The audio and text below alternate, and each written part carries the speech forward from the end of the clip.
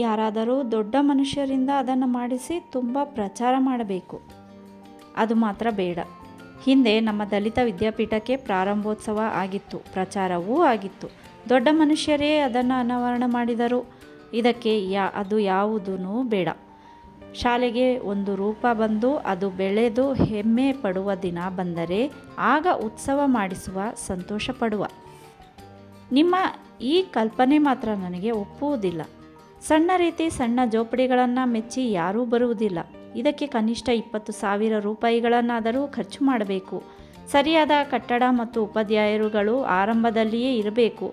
ಆಗ ಹುಡುಗರು ಬರುತ್ತಾರೆ, ಹಣವನ್ನು ಸೆಳೆಯಬಹುದು. ಹಣ ಸೆಳೆಯುವ ಧೈರ್ಯ ನನಗಿಲ್ಲ.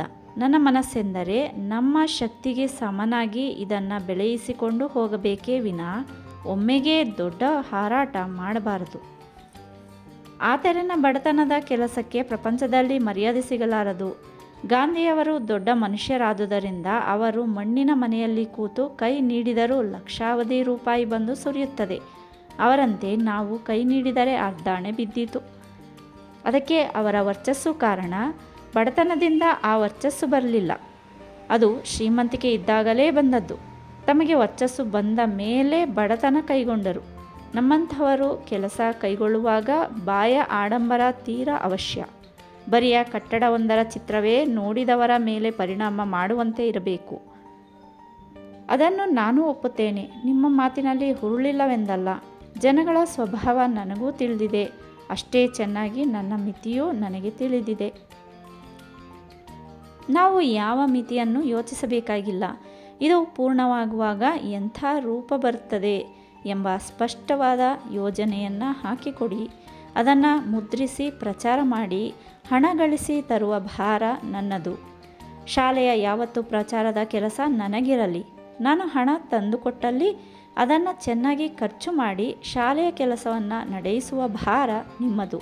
ಆಗದೆ ನನ್ನೊಬ್ಬನಿಂದಲೇ 2 ಕೆಲಸಗಳಾಗುವುದಿಲ್ಲ ಎಂದು ಗೊತ್ತಿದೆ. ಅವುಗಳಲ್ಲಿ ಒಂದರ ಭಾರ ನಾನು ಹೊರಲು ಮುಂದಾದುದು ಅದಕ್ಕೇನೆ. ನೀವು ವಿವರವಾದ ಒಂದು ಹಂಚಿಕೆ ಹಾಕಿಕೊಡಿ. ಎಂಥ ಪಾಠ ಹೇಳಿಕೊಡಬಹುದು ಎಂಬುದನ್ನು, ಎಂಥ ಕಟ್ಟಡವಾಗಬೇಕು, ಯಾವ ಸಲಕರಣೆಗಳು ಬೇಕು, ಸಂಬಳಕ್ಕೆ ಎಷ್ಟು ಹಣ ಬೇಕು ಎಂಬ ಹಂಚಿಕೆ ತಯಾರಿಸಿ ಎಂದು ಹೇಳಿ ಹೋದನು. ಪ್ರಭುದೇವ ಅಷ್ಟೆಲ್ಲ ಮಾತುಗಳಲ್ಲಿ ಒಮ್ಮೆಗೇ ವಿಶ್ವಾಸ ಹುಟ್ಟದಾದರೂ ಆಗಬೇಕಾದ ಕೆಲಸವೆಂಬುದರಿಂದ ರಾಧಾಕೃಷ್ಣನು ಒಪ್ಪಿಕೊಂಡನು.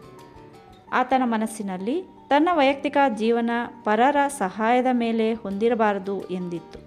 ಯಾರ ಅನ್ನಕ್ಕೂ ತಾನು ಬೀಳದೆ ತನ್ನಿಂದಾಗುವ ಕೆಲಸ ಶಾಲೆಗಾಗಿ ಮಾಡಬೇಕು ಎಂದು ಅವನ ನಿರ್ಧಾರ.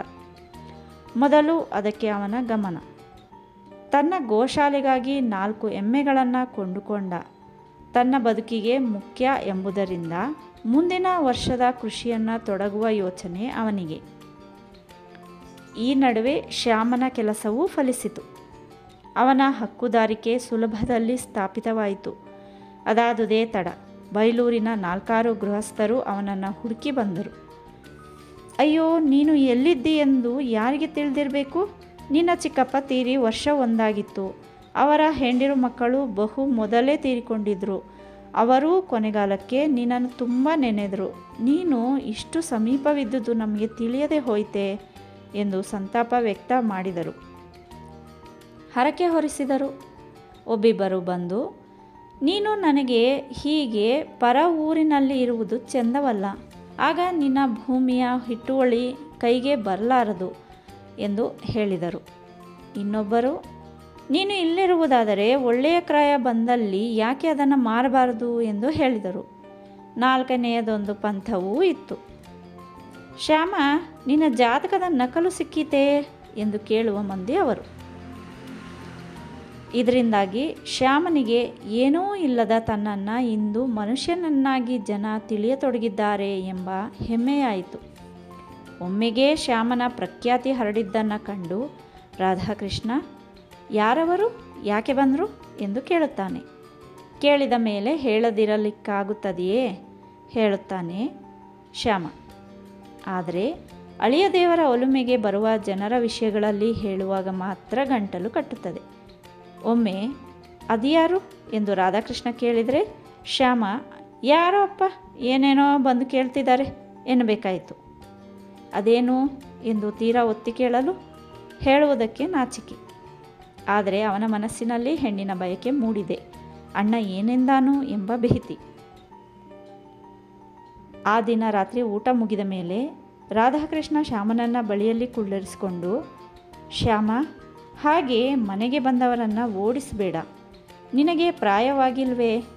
ಇದು ಲಗ್ನವಾಗುವ ಪ್ರಾಯ, ಆಗಬೇಕು, ಅದರಲ್ಲೇನು ತಪ್ಪು? ನಿನಗೆ ಸಂಸಾರ ನಡೆಸಿಕೊಂಡು ಹೋಗಬಲ್ಲ ಶಕ್ತಿ ಇದೆ. ಪಾಪ ಹೆಣ್ಣು ಹಡೆದವರ ಗೋಳು ಸಾಮಾನ್ಯರಿಗೆ ತಿಳಿಯುವುದಿಲ್ಲ. ಅವರ ಚಿಂತೆಯೇ ಚಿಂತೆ. ಅವರು ಬಡವರಾದರಂತೂ ತೀರಿತು. ತಲೆಯ ಮೇಲೆ ಸರಕನ್ನು ಹೊತ್ತು ತಿರುಗುವ ವ್ಯಾಪಾರಿಗಿಂತ ಕಡೆ. ನಿನಗೆ ಮಾತನಾಡಲು ದಾಕ್ಷಿಣ್ಯವೇ? ನಾನಿದ್ದೇನಲ್ಲ, ಹೋಗಿ ಹೆಣ್ಣು ನೋಡಿ ಬರೋಣ. ಮನೆತನ, ರೂಪ, ಗುಣ, ಸ್ಥಿತಿಗತಿ ನೋಡಿಕೊಂಡು ಒಂದೂ ಆಗುತ್ತದೆ, ಇಲ್ಲವಾದರೆ ಇಲ್ಲ ಎಂದು ಹೇಳಿದರಾಯಿತು ಎಂಬ ಉಪದೇಶ ಮಾಡಿದ. ನನಗೆ ಗೊತ್ತಿಲ್ಲ, ನೀವು ಹೇಳಿದಂತೆ ನಾನಿರುವೆ. ಅದು ಈ ತನಕ. ಇನ್ನು ಮುಂದೆ ನೀನು ಸ್ವತಂತ್ರವಾಗಿ ಬದುಕುವುದಕ್ಕೆ ಕಲಿಯಬೇಕು. ಅಂದರೆ ಊರಿಗೆ ಹೋಗಿ ಅಲ್ಲಿಯೇ ಸಂಸಾರವನ್ನು ಕಟ್ಟಿಕೊಂಡು ಇರಬೇಕೆನ್ನುತ್ತೀರಾ? ಏನು ತಪ್ಪು? ತಪ್ಪೇನಿಲ್ಲ, ನಿಜ. ಆದರೂ ನಿಮ್ಮ ಒಡನಾಟನಲ್ಲಿ ಬೆಳೆದಿದ್ದೇನೆ.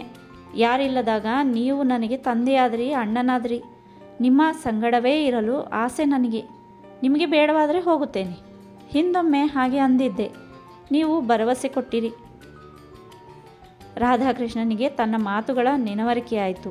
ಶ್ಯಾಮನ ಮುಖವನ್ನೇ ನಿಟ್ಟಿಸಿ ನೋಡಿದನು. ಅಲ್ಲ ಶ್ಯಾಮ, ನನ್ನ ಈ ಹುಚ್ಚುಗಳಿಗಾಗಿ ನಾನು ನಿನ್ನನ್ನು ದಂಡಿಸಬೇಕೇ? ಆ ಹುಚ್ಚು ನನಗೆ ಒಪ್ಪಿತವಿರುವಷ್ಟು ಕಾಲ ಹಾಗೆ ಮಾಡುವುದರಲ್ಲಿ ಏನು ತಪ್ಪು? ಅದು ಸರಿ ತೋರದೆ ಹೋದರೆ ನಾನಾಗಿ ಹೊರಡುತ್ತೇನೆ. ದಾಕ್ಷಿಣ್ಯಕ್ಕೆ ಕಟ್ಟು ಬೀಳದೆ ಇದ್ದರೆ ಆಯ್ತಲ್ವಾ? ಹಾಗಾದರೆ ನಾನೇನು ಮಾಡಬೇಕೆನ್ನುತ್ತೀ? ನನಗೀಗ ಆಸ್ತಿ, ಮನೆ, ನಗದು ಏನೂ ಸಿಗದೆ ಹೋಗಿದ್ರೆ ಹೇಗೆ ನಡೆಯಿಸಿಕೊಂಡು ಹೋಗುತ್ತಿದ್ದಿರೋ ಹಾಗೆಯೇ ಇನ್ನೂ ನಡೆಯಿಸಿಕೊಂಡು ಹೋಗಬೇಕು. ಆಗಲೂ ನೀನು ಲಗ್ನವಾಗಬೇಕು, ನಿನ್ನದೇ ಸಂಸಾರವನ್ನು ಸಾಗಿಸಿಕೊಂಡು ಹೋಗಬೇಕೆನ್ನುತ್ತಿದ್ದೆ. ನನ್ನ ಸಂಸಾರದಂತೆ ನಿನಗೂ ಕಷ್ಟ ಸುಖ ಬರಬಹುದು. ಹಾಗಾದರೆ ನನ್ನ ಮನಸ್ಸನ್ನು ಹೇಳುತ್ತಿದ್ದೇನೆ. ನನಗೆ ಮದುವೆಯಾಗಲು ಆಸೆಯೂ ಉಂಟು, ಆಗಲೂಬಹುದು. ಆದರೆ ನಿಮ್ಮಿಬ್ಬರ ಬಳಿಯಲ್ಲೇ ಬದುಕಬೇಕೆಂಬ ಆಸೆ ನನ್ನದು. ನನ್ನ ಕೈಗೆ ಒಂದಿಷ್ಟು ಸಂಪತ್ತು ಬಂದಿದೆ ನಿಜ. ಅದು ನನ್ನದು ಎಂದು ನಾನು ತಿಳಿಯುವವನಲ್ಲ. ಆ ಹಣವನ್ನು ಇಲ್ಲಿ ತಂದು ಹಾಕುತ್ತೇನೆ. ಆ ಭೂಮಿಯನ್ನು ನಮಗೆ ಕೊಡು ಎನ್ನುವವರಿದ್ದಾರೆ. ಮಾರಿದರೆ 5-6 ಸಾವಿರ ರೂಪಾಯಿ ಸಿಗಬಹುದು. ಆ ಹಣವನ್ನು ಇಲ್ಲಿ ವೆಚ್ಚ ಮಾಡುವ. ನಿಮ್ಮ ಜೊತೆಯಲ್ಲಿ ನಾನು ಇಲ್ಲಿಯೇ ದುಡಿಯುತ್ತೇನೆ. ನಿಮ್ಮ ಕೆಲಸಕ್ಕೆ ಬೇರೆ ಹಣ ಒದಗಿದಾಗ ಆದಷ್ಟು ಹಿಂದಕ್ಕೆ ಕೊಡುವಿರಂತೆ, ಇಲ್ಲವೇ ಬಿಡುವಿರಂತೆ. ಸರಿಯೇ, ನಾಳೆ ನಿನ್ನ ಮನೆಗೆ ಬರುವವಳು ಈ ಮರಳಿಗಾಗಿ ಸಿಟ್ಟಾದರೆ? ಶ್ಯಾಮ ನಕ್ಕನು. ಅದಕ್ಕಾಗಿ ಮದುವೆಗೆ ಮುಂಚಿತವಾಗಿ ಎಲ್ಲವನ್ನೂ ಚರ್ಚೆ ಮಾಡಬೇಕೆಂದಿದ್ದೇನೆ ಎಂದನು. ಇನ್ನೂ ಕೆಲವು ದಿವಸಗಳ ತನಕ ಶ್ಯಾಮನ ಕೊನೆಯ ಮಾತುಗಳಿಗೆ ರಾಧಾಕೃಷ್ಣನ ಪ್ರೋತ್ಸಾಹ ದೊರೆತಂತೆ ಕಾಣಿಸಲಿಲ್ಲ. ಆದರೆ ದಿನನಿತ್ಯ ಶ್ಯಾಮನ ಒತ್ತಾಯ ತಪ್ಪಲಿಲ್ಲ. ಅಣ್ಣ, ಅದನ್ನು ಮಾರಿ ಇಲ್ಲಿನ ಹೊಲವನ್ನು ಕೂಡಲೇ ಕೊಂಡುಕೊಳ್ಳುವ. ಈ ವರ್ಷವೇ ಬೇಸಾಯ ತೊಡಗಬೇಕು. ಜಾನುವಾರುಗಳಿಗೆ ಹುಲ್ಲನ್ನು ಕೊಳ್ಳುವ ತಾಪತ್ರಯ ತಪ್ಪೀತು ಎನ್ನುತ್ತಿದ್ದ. ಅದರಂತೆ ಕೆಲಸ ಮಾಡುವುದಕ್ಕೆ ರಾಧಾಕೃಷ್ಣ ಒಡಂಬಡಬೇಕಾಯಿತು. ಸ್ವಲ್ಪ ಕಾಲ ಅಲೆದಾಡಿ ಬೈಲೂರಿನ ಆಸ್ತಿಗೆ ಗಿರಾಕಿ ಹುಡುಕಿ ಇಲ್ಲಿನ ಭೂಮಿಯನ್ನು ಶ್ಯಾಮನ ಹೆಸರಿಗೆ ಕೊಂಡನು. ನಂಟುತನಕ್ಕೆ ಬಂದವರಿಗೆ ಮಳೆಗಾಲ ಕಳೆದ ಮೇಲೆ ಖಂಡಿತ ಹೇಳುತ್ತೇವಪ್ಪ ಎಂದು ತಿಳಿಸಿದರು. ಇತ್ತ ಇದ್ದಕ್ಕಿದ್ದಂತೆಯೇ ಇನ್ನೊಮ್ಮೆ ಪ್ರಭುದೇವನ ಸವಾರಿ ಆಗಮಿಸಿತು. ಯಾವಾಗ ನೀವು ನಿಮ್ಮ ಶಾಲೆ ತೆರೆಯುವವರು? ನಾನು ಈ ವಾರದಲ್ಲಿ ಉತ್ತರ ಹಿಂದೂಸ್ತಾನಕ್ಕೆ ಹೋಗಿ ಬರಬೇಕೆಂದಿದ್ದೇನೆ. 2 ತಿಂಗಳು ಊರಲ್ಲಿ ಇರುವುದಿಲ್ಲ. ನೀವು ನನ್ನ ಪತ್ರಿಕೆಯ ಬರವಣಿಗೆಯ ಭಾರವನ್ನು ವಹಿಸಿಕೊಳ್ಳಬೇಕು. ನಾನು ನಿಮ್ಮ ಶಾಲೆಯ ಪ್ರಚಾರ ಕೆಲಸವನ್ನು ಮಾಡಿ ಬರ್ತೇನೆ ಎಂದನು. ಅಲ್ಲೇ, ಅಷ್ಟು ದೂರದಲ್ಲೇ ಅದರ ಪ್ರಚಾರ? ನೀವು ಆ ವಿಷಯ ಮಾತನಾಡಬಾರದು. ತನ್ನೂರಿಗೆ ಮಂಗನಾದವನು ಪರ ಊರಿಗೆ ರಂಗನಾದನು. ರಾಧಾಕೃಷ್ಣನಿಗೆ ಏನು ಹೇಳುವುದಕ್ಕೂ ತೋಚಲಿಲ್ಲ. ಪ್ರಭುವಿಲ್ಲದಾಗ ಪತ್ರಿಕೆಗೇನೋ ಬರೆಯಲು ಒಪ್ಪಿಕೊಂಡನು. ಆ ಕೆಲಸಕ್ಕೆ ಜತೆಗೆ ಸಾಣೆಕಲ್ನೂ ಇದ್ದಾನೆ. ಆದರೆ ಪ್ರಚಾರದ ವಿಷಯದಲ್ಲಿ ಮಾತ್ರ ನೀವು ರೈಲಿಗೆ ಇಷ್ಟು ಹಣವನ್ನು ಹಾಳು ಮಾಡಿ ಬರುತ್ತೀರಿ, ಅಂಥ ಗಾಳಿಗೋಪುರ ಕಟ್ಟಿ ಪ್ರಯೋಜನವಿಲ್ಲ ಎಂದು ಹೇಳಬೇಕಾಯಿತು. ಕಟ್ಟಿದರೆ ಅಂಥದ್ದನ್ನೇ ಕಟ್ಟಬೇಕು, ಇಂಥ ಜೋಪಡಿಗಳನ್ನಲ್ಲ ಎಂದು ಹೇಳಿ ಪ್ರಭುದೇವ ನಗುತ್ತಾ ಹೊರಟು ಹೋದನು. ಸತ್ಯ ತವರು ಮನೆಯ ಪ್ರವಾಸ ಮುಗಿಸಿಕೊಂಡು ಚಂದ್ರ ಚಂದಪ್ಪರೊಡನೆ ಮಂಗಳೂರಿಗೆ ನೆಟ್ಟಗೆ ಬಂದಳು. ಪತಿರಾಯನಿಗೆ ತಾನು ಬರುವ ಸಮಯ ತಿಳಿಸಿರಲಿಲ್ಲ. ಹೀಗಾಗಿ ಅವಳು ತಮ್ಮ ಹೊಸ ಸ್ಥಳಕ್ಕೆ ಬಂದಾಗ ರಾಧಾಕೃಷ್ಣನೂ ಮನೆಯಲ್ಲಿ ಇದ್ದಿರಲಿಲ್ಲ, ಶ್ಯಾಮನೂ ಇದ್ದಿರಲಿಲ್ಲ. 3 ತಿಂಗಳ ವಿಶ್ರಾಂತಿಗೆಂದು ಹೋದವಳು ಬರುವಾಗ 6 ತಿಂಗಳ ಮೇಲಾಗಿತ್ತು. ರಾಧಾಕೃಷ್ಣ ಬರುವಾಗ ದೀರ್ಘ ವಿಶ್ರಾಂತಿಯನ್ನು ಪಡೆದುಕೊಂಡು ಬಾ, ಇಲ್ಲಿ ಬಂದ ಮೇಲೆ ದುಡಿಯುವುದಂತೂ ಇದ್ದೇ ಇದೆ, ಇಲ್ಲಿನ ಚಿಂತೆಯನ್ನು ಮರೆತು ಬಿಟ್ಟೇ ಕುಳಿತುಕೋ, ಬಂದ ಮೇಲೆ ಹೊಸ ವಾರ್ತೆಯೊಂದು ನಿನಗಾಗಿ ಕಾದಿರುತ್ತದೆ ಎಂಬ ಪತ್ರವನ್ನು ಬರೆದಿದ್ದನು.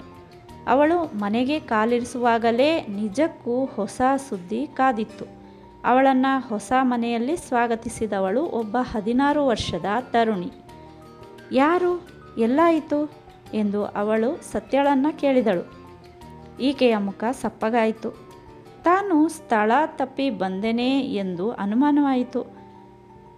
ನಾವು ಎಲ್ಲೋ ಹಳ್ಳಿಯವರು, ಕತ್ತಲಾಯಿತು ಎಂದು ಇಲ್ಲಿಗೆ ಬಂದೆವು, ನಾಳೆ ಬೆಳಗಿನ ರೈಲಿಗೆ ಹೋಗಬೇಕು ಎಂದಳು. ಆಕೆ ಬಾಯಾರಿಕೆ ಬೇಕೇ ಎಂದು ಉಪಚರಿಸಿದಳು. ಇವಳು ಅದಕ್ಕೆ ಬೇಡ ಎಂದಳು. ಬೇಕಮ್ಮ ಎಂದು ಚಂದ್ರ ಕೇಳಿದ. ಆಗಲಿ ತಂದುಕೊಡಿ ಎನ್ನಬೇಕಾಯಿತು ಸತ್ಯ. ಚಂದ್ರ ಚಂದಪ್ಪ ಇಬ್ಬರೂ ಅಲ್ಲಿಗೆ ಹೊಸಬರು. ಇದಾರದೋ ಹೊಸ ಮನೆಯಾದುದರಿಂದ ಮುಖ ನೋಡುತ್ತಾ ನೀರು ಕುಡಿಯುತ್ತಾ ಕುಳಿತರು. ಇವರ ಬೆನ್ನಿಗೆ ಪೆಟ್ಟಿಗೆಯನ್ನು ತಂದು ಆಳೂ ಬಂದು ಸೇರಿದ. ಹೊರೆಯನ್ನು ಎಲ್ಲಿ ಇಳಿಸಲಿ ಎಂದು ಆತ ಕೇಳಿದನು. ಇರಿಸೋ ಎಲ್ಲಾದರೂ ಎಂದಳು ಆಕೆ. ಪೆಟ್ಟಿಗೆ ಅಂಗಳದಲ್ಲಿ ಇರಿಸಿದ್ದನ್ನು ಕಂಡು ಮನೆಯ ಹುಡುಗಿ, ನಾಳೆ ಹೋಗುವವರಾದರೆ ಪೆಟ್ಟಿಗೆಯನ್ನು ಚಾವಡಿಯಲ್ಲಿ ಇರಿಸಿ ಎಂದಳು. ಸತ್ಯಳ ಮನಸ್ಸಿನಲ್ಲಿ ಏನೇನೋ ಹೊಯ್ದಾಟ ತೊಡಗಿತು. ಇವರು ನನ್ನನ್ನು ಊರಿಗೆ ಕಳುಹಿಸಿ ಹೀಗೆ ಮಾಡಿದರೆ ಎಂದು ಬೆರಗಾಗಿ ಅಂಗಳಕ್ಕೆ ಇಳಿದಳು. ದೂರದಲ್ಲಿ ಕಲಲ ಏನೋ ಅಳತೆ ಮಾಡುವುದು ಕಂಡಿತು. ಬಂದುದು ಸರಿಯಾದ ಸ್ಥಳಕ್ಕೆ ಎಂದೇನೋ ತಿಳಿಯಿತು. ಕಲಲನ ಬಳಿಗೆ ಹೋಗಿ ಬರುತ್ತೇನೆ ಎಂದು ಹೊರಟಳು. ಹಾಗೆ 4 ಹೆಜ್ಜೆ ಸರಿಸುವಾಗ ಶ್ಯಾಮಣ್ಣ ಬಂದನು. ಸತ್ಯಳನ್ನು ಆತ ನೋಡಿ ನಕ್ಕನು. ಏನಮ್ಮ, ಬರುವುದನ್ನು ತಿಳಿಸಿ ಕಾಗದ ಹಾಕಬಾರ್ದಿತ್ತೆ, ನಾನಾದರೂ ಬರ್ತಿದ್ದೇನಲ್ವಾ ಬಸ್ಸಿನ ಬಳಿಗೆ. ಆ ಬಳಿಕ ಕಲ್ಯಾಣಿ ಎಂದು ಕರೆದ. ಕಲ್ಯಾಣಿ ಮನೆಯೊಳಗಿಂದ ಹೊರಕ್ಕೆ ಬಂದಳು. ಯಾರೆಂದು ನೋಡಿದೆಯಾ ಬಂದದ್ದು? ನಮಸ್ಕಾರ ಮಾಡಿದೆಯಾ ಅವರಿಗೆ? ಯಾರೋ ನಾಳಿನ ರೈಲಿಗೆ ಹೋಗುವವರು ಎಂದರು. ನಮಸ್ಕಾರ ಮಾಡಲಿಲ್ಲ, ನೀರು ಕೇಳಿದ್ರು ಕೊಟ್ಟಿ. ಒಂದು ಕ್ಷಣ ಆತನೂ ಬೆರಗಾದ. ಇವರೊಳಗೆ ಏನು ಸಂಧಾನ ನಡೆದಿರಬಹುದು ಎಂದು ತಿಳಿಯದಾದ.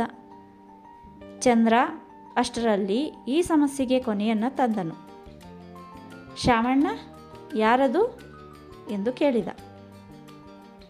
ಅವನನ್ನು ಎತ್ತಿಕೊಂಡು ಆತ, ಕಲ್ಯಾಣಿ, ಅಯ್ಯೋ ಹೆಡ್ಡಿ, ರಾಧಣ್ಣನ ಹೆಂಡತಿ ಅಲ್ಲವೇ ಈ ಅಮ್ಮ? ನನ್ನನ್ನು ದೊಡ್ಡದು ಮಾಡಿದವರೇ ಅವರು, ಗೊತ್ತಾಗಲಿಲ್ವೇ ಎಂದು ಹೇಳಿ ಸತ್ಯನ ಕಡೆಗೆ ತಿರುಗಿ, ಅಕ್ಕ, ಯಾರಿಗೂ ತಿಳಿಸದೆ ಒಂದು ಲಗ್ನವಾದೆ. ಅಣ್ಣನದೇ ಒತ್ತಾಯ, ನಿಮ್ಮನ್ನು ಕರೆಯಿಸಬೇಕೆಂಬುದು ಹಠ ಮಾಡಿದರೆ ಅಣ್ಣ ಬೇಡವೆಂದ. ಆಕೆಯ ಮನೆಯವರಿಗೆ ಆತುರ. ಅಣ್ಣನೆಂದ ಅವಳು ಯೋಚನೆ ಬಿಟ್ಟು ಊರಲ್ಲಿ ಇರಲಿ, ಮದುವೆಗೆ ಎಂದು ಬಂದರೆ ತಿರುಗಿ ಊರಿಗೆ ಹೋಗಲಿಕ್ಕೆ ಆಗುತ್ತದೆಯೇ? ಹಿಂದೆ ಅವಳು ಪಟ್ಟ ಶ್ರಮವೇ ಸಾಕು, ಒಂದಷ್ಟು ದಿವಸ ಎಲ್ಲ ಯೋಚನೆ ಮರೆತು ಕುಳಿತಿರಲಿ ಎಂದ. ನಾನು ಆಗಲಿ ಎಂದೆ. ಕಲ್ಯಾಣಿ ಸತ್ಯಳಿಗೆ ಅಭಿವಂದಿಸಿದಳು. ಈಗ ಸತ್ಯ ಅವಳ ಮುಖವನ್ನು ಕಂಡು ನಕ್ಕಳು.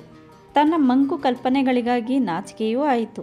ಬೆಳಗಿನಿಂದ ತುಂಬಿದ ಹಣೆಯ ಬೆವರನ್ನು ಉಜ್ಜಿಕೊಂಡು, ಅಯ್ಯೋ ನನ್ನ ಹಣೆಯ ಬರವೇ, ಏನೇನೋ ತಿಳಿದುಕೊಂಡೆ ನನ್ನಷ್ಟಕ್ಕೆ ಎಂದುಕೊಂಡಳು. ಶ್ಯಾಮ ನಗುತ್ತಾ, ಅಕ್ಕ, ನಾಳೆ ರೈಲಿಗೆ ಹೋಗಲಿಕ್ಕುಂಟೆ ಎಂದು ಪ್ರಶ್ನೆ ಮಾಡಿದ.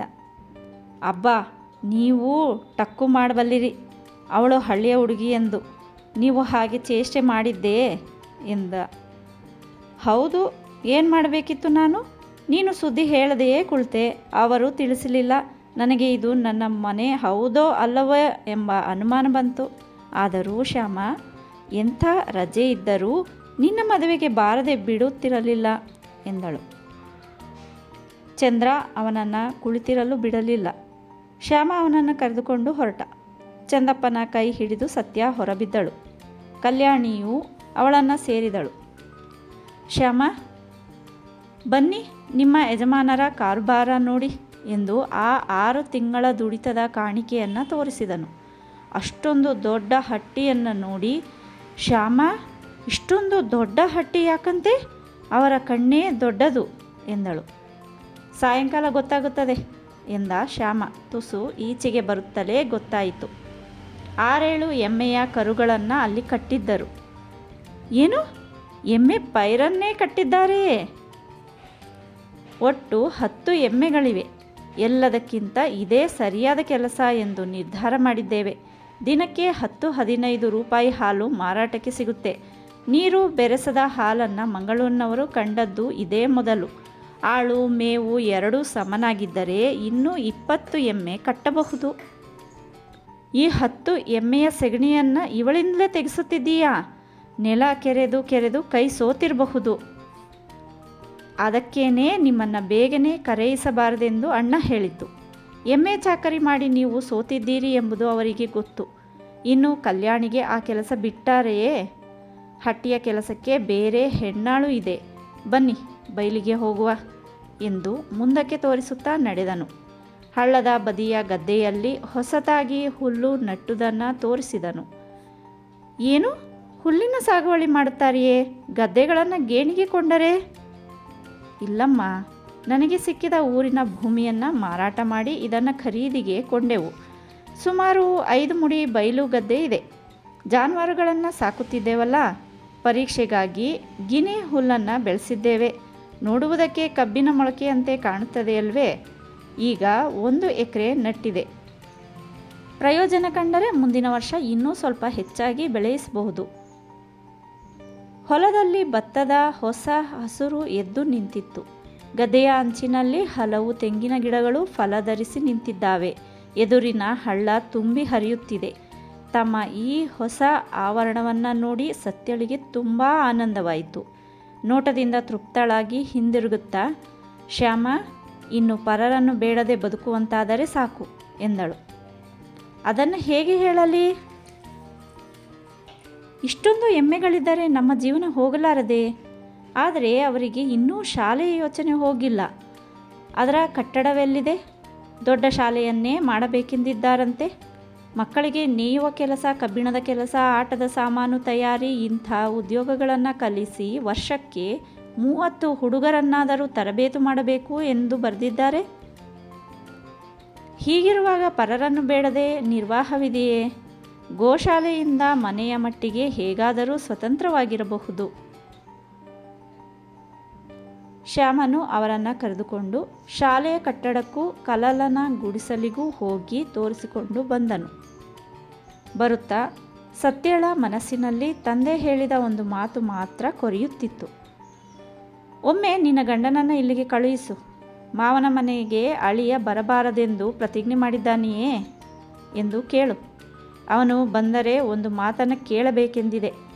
ಪಿತ್ರಾರ್ಜಿತ ಬಂದ 4 ಪಾವಾಣೆಗಳನ್ನು ಇಂಥ ಹುಚ್ಚು ಕನಸುಗಳಿಗೆ ಖರ್ಚು ಮಾಡಿ ಮುಗಿಸಿದರೆ ನಾಳೆ ನಿನ್ನ ಸಂಸಾರಕ್ಕೆ ಏನು ಗತಿ ಎಂಬುದನ್ನಾದರೂ ಯೋಚಿಸಿದ್ದೀಯಾ ಎಂದು ಕೇಳಬೇಕೆಂದಿದೆ ಎಂದಿದ್ದರು ಅವರು. ತನ್ನ ಪತಿಯ ಉತ್ಸಾಹವನ್ನು ತಂದೆಯ ಉಪದೇಶದೊಂದಿಗೆ ಹೋಲಿಸಿ ನೋಡಿದಾಗ ಅವಳ ಮನಸ್ಸು ಚಂಚಲವಾಗುವುದು ಉಂಟು. ಪತಿಯ ದಾರಿಯಲ್ಲಿ ಅನುಮಾನ ಬರುತ್ತದೆ. ಅವಳಿಗೆ ಒಮ್ಮೊಮ್ಮೆ ತಂದೆಯ ಮಾತೇ ಸಮನಾದ್ದು ಎಂದು ತೋರುತ್ತದೆ. ಈವರೆಗೆ ಮಾಡಿದ ಇವರ ಎಣಿಕೆಗಳು ಎಷ್ಟು ಫಲಗೊಂಡವು? ಯಾರಿಗೂ ಬೇಡದ ಹೋರಾಟ ನಡೆಯಿಸಿ ಏನು ಸಾಧಿಸಿದ ಹಾಗಾಯಿತು ಎಂದು ಅವಳು ಯೋಚಿಸುತ್ತಿದ್ದಾಳೆ. ಎಲ್ಲರೂ ಮನೆಗೆ ಬಂದರು. ಶ್ಯಾಮ ಹೆಂಡತಿಯನ್ನು ಕರೆದು, ಕಲ್ಯಾಣಿ, ಮಕ್ಕಳಿಗೆ ಹಸಿವಾಗಿರಬೇಕು, ಏನಾದರೂ ಮಾಡಿಕೊಡುವ ಯೋಚನೆ ಇದೆಯೇ ಎಂದು ಕೇಳಿದನು. ಅಡುಗೆಯೇ ಆಗಿದೆ, ಅವರು ಕಾಲು ತೊಳೆದು ಊಟ ಮಾಡಬಹುದಲ್ಲ ಎಂದಳು. ಶ್ಯಾಮನು ಆಗ, ಎಲ್ಲವನ್ನೂ ಕಂಡವರು ನಮ್ಮ ಮನೆಯಲ್ಲೇ ನೋಡಲಿಲ್ಲವಲ್ಲ ಎಂದು ಮನೆಯೊಳಕ್ಕೆ ಕರೆದುಕೊಂಡು ಹೋಗಿ ತೋರಿಸಿದ. ಕಲ್ಯಾಣಿ ಮಕ್ಕಳನ್ನು ಕರೆದೊಯ್ದು ಅವರಿಗೆ ಅನ್ನ ಬಡಿಸಿದಳು. ನೀವು ಊಟ ಮಾಡಿ ಬೆಳಿಗ್ಗೆ ಕುಂದಾಪುರದಿಂದ ಹೊರಟವರಲ್ಲವೇ ಎಂದಳು. ನಾನೇ, ಅವರು ಬರಲಿ, ಗೋಶಾಲೆಯ ಯಜಮಾನರು, ಅವರನ್ನು ಕೇಳಿ ಊಟ ಮಾಡಬೇಕು ಎಂದಳು ಸತ್ಯ. ಏನು ಕೇಳುವುದು ಅವರನ್ನು? ನಿಮ್ಮ ಹಸುವಿಗೆ ಅವರನ್ನು ಕೇಳಬೇಕೇ? ಅಲ್ಲ, ಶ್ಯಾಮನ ಲಗ್ನಕ್ಕೆ ನನ್ನನ್ನು ಏಕೆ ಕರೆಯಿಸಲಿಲ್ಲವೆಂದು ಕೇಳಬೇಕು ಎಂದಳು ನಗುತ್ತಾ. ಶ್ಯಾಮನ ಮುಖ ಸಣ್ಣಗಾಯಿತು. ತಾನು ಕರೆಯಿಸಬೇಕೆಂದು ಹಠ ಮಾಡಿದರೂ ಅವರೇ ಬೇಡವೆಂದರು. ತಾನಾದರೂ ಅವರಿಗೊಂದು ಕಾರ್ಡು ಬರೆಯಬಹುದಿತ್ತು. ಇಂಥ ತಪ್ಪು ಮಾಡಿದೆ ಎಂಬ ನೋವು ಅವನ ಕಣ್ಣಲ್ಲಿ ಮೂಡಿದುದನ್ನು ಅವಳು ಕಂಡಳು. ಇಲ್ಲ ಶ್ಯಾಮ, ಈಗ ನಾನು ಸಿಟ್ಟಾದೆನೆಂದು ತಿಳಿದೆಯಾ? ಒಂದು ರೀತಿಯಲ್ಲಿ ಅವರು ಮಾಡಿದ್ದೇ ಸರಿ. ಅವರಿಲ್ಲದಾಗ ನಾವಿಬ್ಬರೂ ತುಂಬ ದಣಿದಿದ್ದೆವು ಎಂಬ ಸಂಗತಿಯು ಅವರ ತಲೆಗೆ ನಾಟಿತ್ತು. ನಮಗೆ ಕಷ್ಟವಾಗಲಿಲ್ಲವೆಂದು ಎಷ್ಟು ಹೇಳಿದರೂ ಅವರು ನಂಬಲಿಲ್ಲ. ಅದಕ್ಕೆ ಅವರು ಒತ್ತಾಯದಿಂದ ನನ್ನನ್ನು ತವರು ಮನೆಗೆ ಕಳುಹಿಸಿದರು. ನಿನಗೆ ವಿಶ್ರಾಂತಿ ಬೇಕು, ನೀನು ತುಂಬ ಸೊರಗಿದ್ದೀಯಾ ಎಂದು ತಂದೆಯ ಮನೆಗೆ ಪುಷ್ಟಿಗೊಳ್ಳುವುದಕ್ಕೆ ಕಳುಹಿಸಿಕೊಟ್ರು. ನಮ್ಮೂರಲ್ಲಿ ಕರಾವಳಿಯವರು ಮಳೆಗಾಲದಲ್ಲಿ ಮೂಡಲ ಪ್ರಾಂತ್ಯಕ್ಕೆ ಗಾಡಿ ಎತ್ತುಗಳನ್ನು ಪುಷ್ಟಿಯಾಗಲು ಕಳುಹಿಸುವ ಹಾಗೆ. ಶ್ಯಾಮನಕ್ಕನು. ಆದರೆ ಅಮ್ಮ, ನೀವು ಮಾತ್ರ ಪುಷ್ಟಿಯಾಗಿ ಬಂದಿಲ್ಲ. ಇದ್ದ ಹಾಗೆಯೇ ಇದ್ದೀರಿ. ಹೆಚ್ಚೂ ಇಲ್ಲ, ಕಡಿಮೆಯೂ ಇಲ್ಲ. ಹೌದು ಶ್ಯಾಮ, ಅಪ್ಪನ ಮನೆಗೆ ಹೋಗಿ ಸೇರಿದ ಮಾತ್ರಕ್ಕೆ ಇಲ್ಲಿನ ಯೋಚನೆ ತಪ್ಪುತ್ತದೆಯೇ? 6 ತಿಂಗಳ ಕಾಲ ಸಂತೋಷವಾಗಿದ್ದೆ. ಎಷ್ಟೆಂದರೂ ತವರು ಮನೆಯಲ್ಲವೇ? ಅನಂತರ ಇಲ್ಲಿನ ಯೋಚನೆ ಶುರುವಾಯಿತು. ಹಾಗೆಂದು ತಿರುಗಿ 1 ತಿಂಗಳ ದಿನ ತಂಗಿಯ ಮನೆಗೆ ಹೋಗಿ ಕುಳಿತೆ. ಇಲ್ಲಿ ಇಷ್ಟೆಲ್ಲ ಕೆಲಸ ಇರುತ್ತಾ ನಾನು ಅಲ್ಲಿ ತಣ್ಣಗೆ ಕುಳಿತಿರುವುದೇ? ಇವರು ಬರಲು ಕಾಗದ ಹಾಕುವುದೇ ಇಲ್ಲ. ನಾನು ಹೋಗುತ್ತೇನೆ ಎಂದು ಹೇಳಿದರೆ ಅಪ್ಪ ಅಮ್ಮ ಇಬ್ಬರು, ಅವನೇನೂ ಬರೆದಿಲ್ಲ, ನಿನಗೇನು ಅವಸರ, ಬರೆದು ಬಂದು ಕರೆದುಕೊಂಡು ಹೋಗಲಿ ಎಂದರು. ಕೊನೆಗೂ ನಾನೇ ಅವರಿಂದ ಬಾ ಎಂದು ಕಾಗದ ಬರೆಯಿಸಿಕೊಳ್ಳಬೇಕಾಯಿತು. ಇವರ ತಮ್ಮನ ಮನೆಯಲ್ಲಿ 10 ದಿವಸ ಇದ್ದೆ. ಇಲ್ಲಿ ಕೈತುಂಬ ಕೆಲಸ ಇರುವಾಗ ದಿವಸ ಹೋದುದು ಗೊತ್ತಾಗುತ್ತಿರಲಿಲ್ಲ. ಅಲ್ಲಿ ಏನು ಕೆಲಸವೇ? ಬರಿಯ ಮಾತಿನಲ್ಲಿ ಸಮಯ ಹೋಗಬೇಕು. ಏನು ಮಾತಾಡಬಹುದು, ಎಷ್ಟು ಮಾತನಾಡಬಹುದು? ಆದರೆ ಮಕ್ಕಳಿಬ್ಬರು ಊರಲ್ಲಿ ತುಂಬ ಸಂತೋಷಪಟ್ಟವು. ಚಂದ್ರನಂತೂ ಸೊಕ್ಕಿಬಿಟ್ಟಿದ್ದಾನೆ. ಅಜ್ಜನ ಹೆಗಲನ್ನು ಬಿಟ್ಟು ಇಳಿಯಲೇ ಇಲ್ಲ. ಕಳ್ಳ. ಅದೇ ನೋಡಿದೆಯಲ್ಲ, ಬಂದವನೇ ನಿನ್ನ ಸೊಂಟವನ್ನು ಏರಿ ಕುಳಿತುಕೊಂಡದ್ದು. ಇನ್ನು ಚಂದಪ್ಪ, ಅವನು ಹಾಗೆಯೇ. ನಾನು ಮನೆಯವರಿಗೆ ಮಾತ್ರ ಅವನು ಯಾವ ಜಾತಿಯವನೆಂದು ಹೇಳಲಿಲ್ಲ. ಹೇಳಿದ್ದರೆ ಅವನಿಗೊಂದು ಪಂಕ್ತಿ ಬೇರೆ ಮಾಡುತ್ತಿದ್ದರು. ಯಾರು ಇದು? ಈ ಆಶೀರ್ಷಿ ಬ್ರಾಹ್ಮಣರು ಬಿಟ್ಟು ಹೋದ ಹುಡುಗನೇ ಎಂದು ಕೇಳಿದರು. ಹ್ಞೂ ಅಂದೆ. ಉಳಿದವರೆಲ್ಲ ಹೊರಟು ಹೋದರೆ ಎಂದು ಕೇಳಿದರು. ಹ್ಞೂ ಎಂದೆ. ಕೊನೆಗೆ ಯಾರು ಯಾರ ಮಕ್ಕಳನ್ನು ಅವನಿಗೆ ಸಾಕಲು ಬರುತ್ತದೆ, ತನ್ನ ಕೆಲಸ ಮಾತ್ರ ನೋಡಿಕೊಳ್ಳಲಿಕ್ಕೆ ಆಗುವುದಿಲ್ಲ ಅಂದರು. ಅಂಥ ಮಾತುಗಳನ್ನೆಲ್ಲ ಕೇಳಿದರೆ ಬೇಸರವಾಗುತ್ತದೆ. ಕೇಳಿ ಕೇಳಿ ಅಲ್ಲಿ ಕುಳಿತಿರುವುದು ಕಷ್ಟ. ತಂದೆಯ ಮನೆಯಾದರೆ ಏನು ಎಂದಳು. ಕತ್ತಲಾಗುತ್ತಾ ಬಂತು. ಆಳು ಕರೆದ ಹಾಲನ್ನು ಹೊತ್ತುಕೊಂಡು ಮನೆಗೆ ಬಂದ. ಧನಿಯ ಸವಾರಿಯೂ ಬಂದಿತು. ಅವನ ಕಾಲ ಸಪ್ಪಳ ಕೇಳಿಯೇ ಬಂದರೆಂದು ಕಾಣುತ್ತದೆ ಎಂದಳು ಸತ್ಯ. ನಿಮಗೆ ಕಾಲ ಹೆಜ್ಜೆ ಕೇಳಿಸಿಯೇ ಗೊತ್ತು ಅಲ್ಲವೇ ಎಂದನು ಶ್ಯಾಮ. ಆತ ಅಲ್ಲಿಂದಲೇ, ಅಣ್ಣ, ಯಾರೋ ನೆಂಟರು ಬಂದಿದ್ದಾರೆ ಮನೆಗೆ ಎಂದ. ಯಾರು ಶ್ಯಾಮಣ್ಣ ಎಂಬ ಕೂಗು ಬಂದಿತು. ಯಾರೋ ಮಂಜೇಶ್ವರಕ್ಕೆ ಹೋಗುವವರಂತೆ ಎಂದ ಆತ.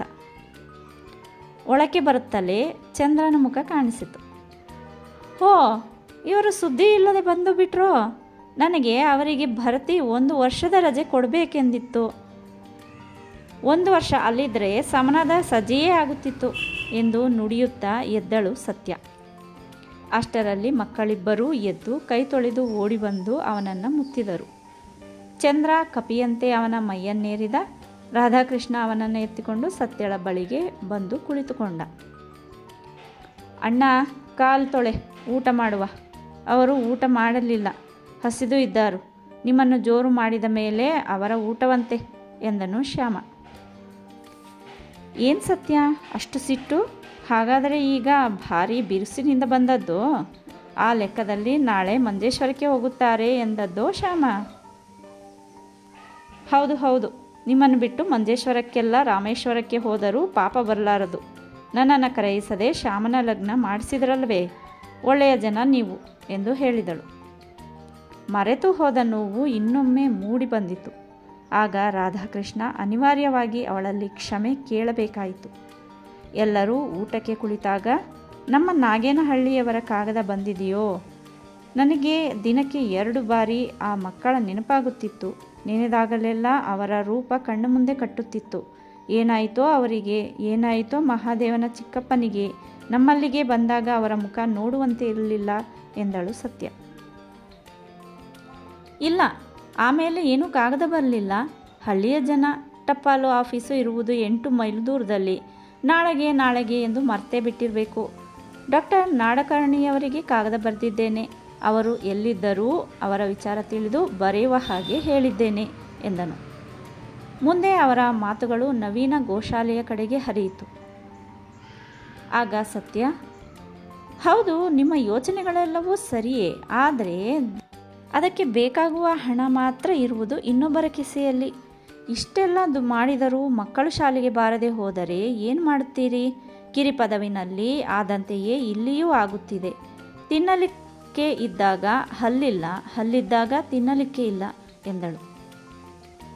ಈ ಬಾರಿ ಹಾಗಾಗಲಾರದು.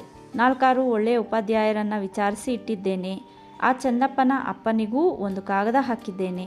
ಅವನು ಗುಡಿಗಾರನಲ್ಲವೇ, ಮರಗೆಲಸವೂ ಬರುತ್ತದೆ.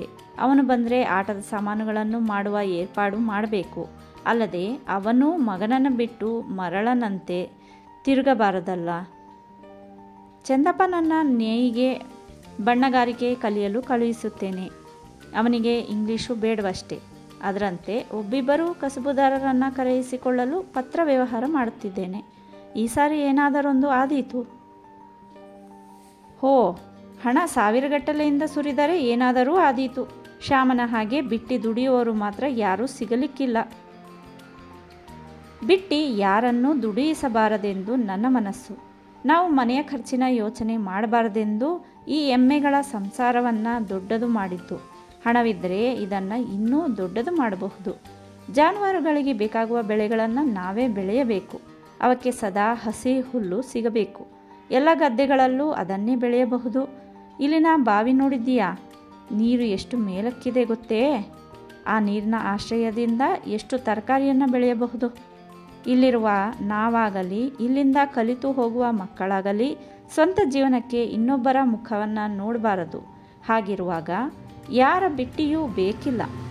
ಅಷ್ಟು ಮಾಡಬೇಕಾದರೆ ಹಣ, ಸಲಕರಣೆ, ಜನ ಎಲ್ಲವೂ ಹೆಚ್ಚಾಗಬೇಕು, ನಿಜ. ಆದರೆ ಈ ಬಾರಿ ಹಿಂದಿನಷ್ಟು ಅಧೈರ್ಯ ಕಾಣುತ್ತಲಿಲ್ಲ. ಕೆಲವರನ್ನು ಕಂಡು ಬಂದಿದ್ದೇನೆ, ನೋಡುವ, ಸಹಾಯ ಮಾಡುವ ಎಂದಿದ್ದಾರೆ. ಹಿಂದಕ್ಕೂ ಹಾಗೆಯೇ ಅಂದವರಿಲ್ಲವೇ? ಅದನ್ನೇ ನಂಬಿಲ್ಲ ನಾನು. ಆದರೆ ಪ್ರಾರಂಭಿಸುವ ಮೊದಲು ಉತ್ತರ ಹಿಂದೂಸ್ತಾನಕ್ಕೆ ಹೋದ ಪ್ರಭುದೇವ ಹಿಂದಕ್ಕೆ ಬರಬೇಕು. ಅವನಿಂದ ಇನ್ನೂ ಸರಿಯಾದ ಕಾಗದ ಬಂದಿಲ್ಲ. ಅವನಿಗೆ ಇದನ್ನು ಭಾರೀ ಸಂಸ್ಥೆಯನ್ನಾಗಿ ಮಾಡುವ ಯೋಚನೆ ಇದೆ. ಯಾರು? ಆ ದಿನ ರಾತ್ರಿ ನಿದ್ದೆ ಬಿಟ್ಟು ಮಾತನಾಡಿದವರೇ? ಅವರೇ. ಒಂದು ಪತ್ರಿಕೆಯ ಸಂಪಾದಕರೆಂದನಲ್ಲ, ಅವರಿಲ್ಲದಾಗ ಅವರ ಪತ್ರಿಕೆಯನ್ನು ನಾನೇ ನೋಡಿಕೊಳ್ಳುತ್ತಿದ್ದೇನೆ. ನೋಡಿಕೊಳ್ಳುವುದು ಎಂದರೆ ಹಣಕಾಸಿನ ಜವಾಬ್ದಾರಿ ನನ್ನದಲ್ಲ, ಬರೆಯುವ ಕೆಲಸ ಅಷ್ಟೇ. ಅವರು ನಮ್ಮ ಕೆಲಸಕ್ಕಾಗಿ ಉತ್ತರ ಹಿಂದೂಸ್ತಾನಕ್ಕೆ ಹೋಗಿದ್ದಾರೆ. ಅವರು ಹಣ ತುಂಬಿ ನಿಮ್ಮ ಕೆಲಸ ಆಗಬೇಕೇ? ನನಗೇಕೋ ಯಾರ ಮಾತಿನಲ್ಲೂ ವಿಶ್ವಾಸವಿಲ್ಲ. ವಿಶ್ವಾಸ ಅತಿಯಾಗಿ ನನಗೂ ಇಲ್ಲ. ಆದರೆ 10 ಜನರು ಕೂಡಿ ಆಗಬೇಕಾದ ಕೆಲಸಕ್ಕೆ ನಾವು ಜನರಲ್ಲಿ ವಿಶ್ವಾಸವಿಡದೆ ಇರುವ ಹಾಗೂ ಇಲ್ಲ. ಇನ್ನು ಹುಡುಗರು ಬೇಡವೇ? ಶಾಲೆ ತೆರೆದರೆ ಹುಡುಗರಿಗೆ ಬರಗಾರ ಬರಲಾರದು. ಇದು ಕಿರುಪದವೆಲ್ಲ, ಪೇಟೆಯ ಬದಿ ಅಲ್ಲವೇ? ಆ ದಿಂದಲೇ ಪಾಠದಲ್ಲಿ ತೊಡಗುವ ಮನಸ್ಸಿಲ್ಲ ನನಗೆ. ಕನ್ನಡ ಓದು ಬಂದಿರಬೇಕು. ಅಷ್ಟು ಬಂದಿರುವ ಹುಡುಗರಿಗೆ ಉದ್ಯೋಗ ಶಾಲೆ ಇದು. ಶ್ಯಾಮನು ಆಗ, ಅಣ್ಣ, ಎಲೆಯ ಮುಂದೆಯೇ ಕೈ ಒಣಗಿತು, ಕೈ ತೊಳೆದುಕೊಂಡು ಮಾತು ಮುಂದುವರಿಸಬಹುದಲ್ಲ ಎಂದ. ಎಲ್ಲರೂ ಊಟದಿಂದ ಎದ್ದರು. ಮಕ್ಕಳು ನಿದ್ದೆ ಹೋಗಿದ್ದರು. ಮಗ್ಗುಲ ಕೋಣೆಯಲ್ಲಿ ಶ್ಯಾಮ ಕನ್ನಡ ಪತ್ರಿಕೆಯೊಂದನ್ನು ಹಿಡಿದು ಕಲ್ಯಾಣಿಗೆ ವಿವರಿಸಿರುವುದು ಕೇಳಿಸಿತು. ಈಚೆ ಕೋಣೆಯಲ್ಲಿ ಸತ್ಯ ಗೋಡೆಗೆ ಒರಗಿಕೊಂಡು ರಾಧಾಕೃಷ್ಣನ ಮೈಗೆ ಒರಗಿ ಕುಳಿತಳು. ನಮ್ಮ ಅಪ್ಪ ರೋಷ ಹೋಗಿಯೇ ಇಲ್ಲವಾದರೆ ಅವರಿಗೆ ಏನಾದರೂ ಸಹಾಯ ಮಾಡಿ ಅನ್ನುತ್ತಿದ್ದೆ. ವಾಗ್ದೇವಿಯ ಗಂಡನಿಗೆ ಅವರು 2,000 ರೂಪಾಯಿ ಕೊಟ್ಟಿದ್ದಾರಂತೆ. ಲಕ್ಷ್ಮಿಗೂ ಹುಡುಗನನ್ನು ನೋಡಿದ್ದಾರೆ. ಚಿನ್ನ ನಗದು ಎಂದು 2,000 ರೂಪಾಯಿ ಕೊಡ್ತಾರೆ. ಅದನ್ನು ಕಂಡು ನನ್ನ ಪಾಲನ್ನು ಬೇಡುವ ಆಸೆ ಆಯಿತು ಎಂದಳು. ಹೌದು, ಗಂಡಿನ ಕಡೆಯವರು ಬಲವಂತ ಮಾಡಿರಬಹುದು, ಕೊಟ್ಟಿದ್ದಾರು. ನೀವು ಮೂಕರೆಂದು ಕೊಡುವುದನ್ನು ಮರೆಯಬೇಕೇ? ಹಾಗೆಲ್ಲ ತಿಳಿಯಬಾರದು. ನಾನು ಆಗ ಕೇಳುತ್ತಿದ್ದರೆ ಕೊಡುತ್ತಿದ್ದರು. ಇನ್ನು ಕೇಳುವುದು ತಪ್ಪು. ಒಮ್ಮೆ ಮದುವೆಯಾಗಿ ಬಂದ ಮೇಲೆ ತವರಿನ ಕಡೆಗೆ ಗೋಣು ಬಗ್ಗಿಸಬಾರದು. ಇಲ್ಲಿ ನಮಗೇನು ಕಡಿಮೆಯಾಗಿದೆ? ಇಲ್ಲಿನ ಸಂಪಾದನೆ ನಮಗೆ ಸಾಕು. 2 ಬಿಡಾರ ಹೂಡಿದರೂ ನಮ್ಮ ಖರ್ಚಿಗೆ ಸಾಕು ಎಂದನು. ಅಲ್ಲಿಂದ ಮುಂದೆ ಶ್ಯಾಮನ ಲಗ್ನದ ಕಥೆಯನ್ನು ಹೇಳಿದ. ಶ್ಯಾಮನ ಹಣದಿಂದ ಭೂಮಿ ತೆಗೆದುಕೊಂಡದ್ದನ್ನು ಹೇಳಿದ. ಹೀಗೆ ಸವಿ ಮಾತುಗಳಲ್ಲಿ ಆ ರಾತ್ರಿ ಸರಿಯಿತು. ಮರುದಿನ ರಾಧಾಕೃಷ್ಣ ಪೇಟೆಗೆ ಹೋದಾಗ ಉತ್ತರ ಹಿಂದೂಸ್ತಾನಕ್ಕೆ ಹೋಗಿದ್ದ ಪ್ರಭುದೇವನ ತಂತಿಯು ಬಂದಿತ್ತು. ಛಾಪಾಖಾನೆಯ ಸಾಣೇಕಲ್ ರವರಿಗೆ ಅರೈವಿಂಗ್ ಫ್ರೈಡೆ ಇನ್ಫಾರ್ಮ್ ರಾಧಾಕೃಷ್ಣ ಎಂದು ತಿಳಿಸಿದನು. ತಂತಿಯನ್ನು ಕಂಡ ಸಾಣೇಕಲ್, ಹ್ಞೂ, ಬದುಕಿದ್ದಾನೆ ಮಹಾರಾಯ.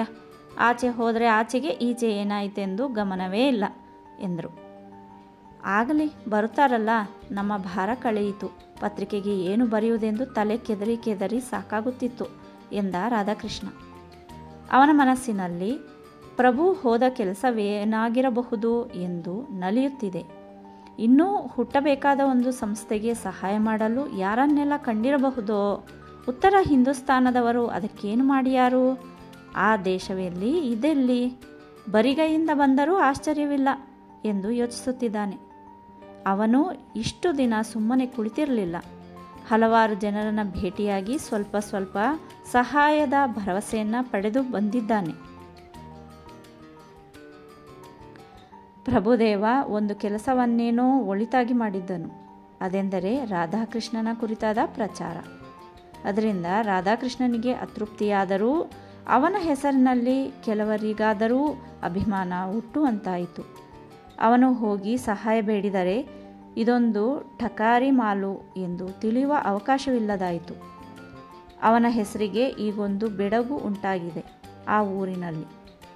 ಅದರಿಂದಾಗಿ ಗೆಳೆಯರನ್ನು ಸಂಪಾದಿಸುವುದಾಗಲಿ ಅವರೊಡನೆ ವಿಷಯಗಳನ್ನು ಚರ್ಚಿಸುವುದಾಗಲಿ ಕಷ್ಟವಾಗಲಿಲ್ಲ. ಉದ್ಯೋಗ ನಿವೃತ್ತರಾದ ಒಬ್ಬಿಬ್ಬರು ಮುದುಕರು, ನಿಮ್ಮದು ಬಹಳ ಒಳ್ಳೆಯ ಯೋಜನೆ, ಬನ್ನಿ, ನಿಮ್ಮನ್ನು ಡಾಕ್ಟರ್ ನಂದರಲ್ಲಿಗೆ ಕರೆದುಕೊಂಡು ಹೋಗುತ್ತೇವೆ, ಮಾಜಿ ಡಿಸ್ಟ್ರಿಕ್ಟ್ ಕಲೆಕ್ಟರ್ ಪುರುಷೋತ್ತಮ ರಾಯರಲ್ಲಿಗೆ ಕರೆದುಕೊಂಡು ಹೋಗುತ್ತೇವೆ.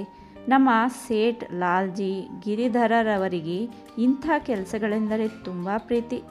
ಡಾಕ್ಟರ್ ನಂದಾರವರು ಅವರಿಗೆ ಒಂದು ಮಾತು ಹೇಳಿದರೆ ಸೇಠ್ಜಿಯವರು 1,00,000 ರೂಪಾಯಿಗಳನ್ನು ಸುರಿದಾರು. ಅವರಿಗೆ ಗೋಶಾಲೆ ಎಂದರೆ ಪ್ರಾಣ. ಕಸಾಯಿಗೆ ಹೋಗುವ ದನಗಳನ್ನೆಲ್ಲ ಕೊಂಡು ಕಾಪಾಡಬೇಕೆಂಬ ಮನಸ್ಸು.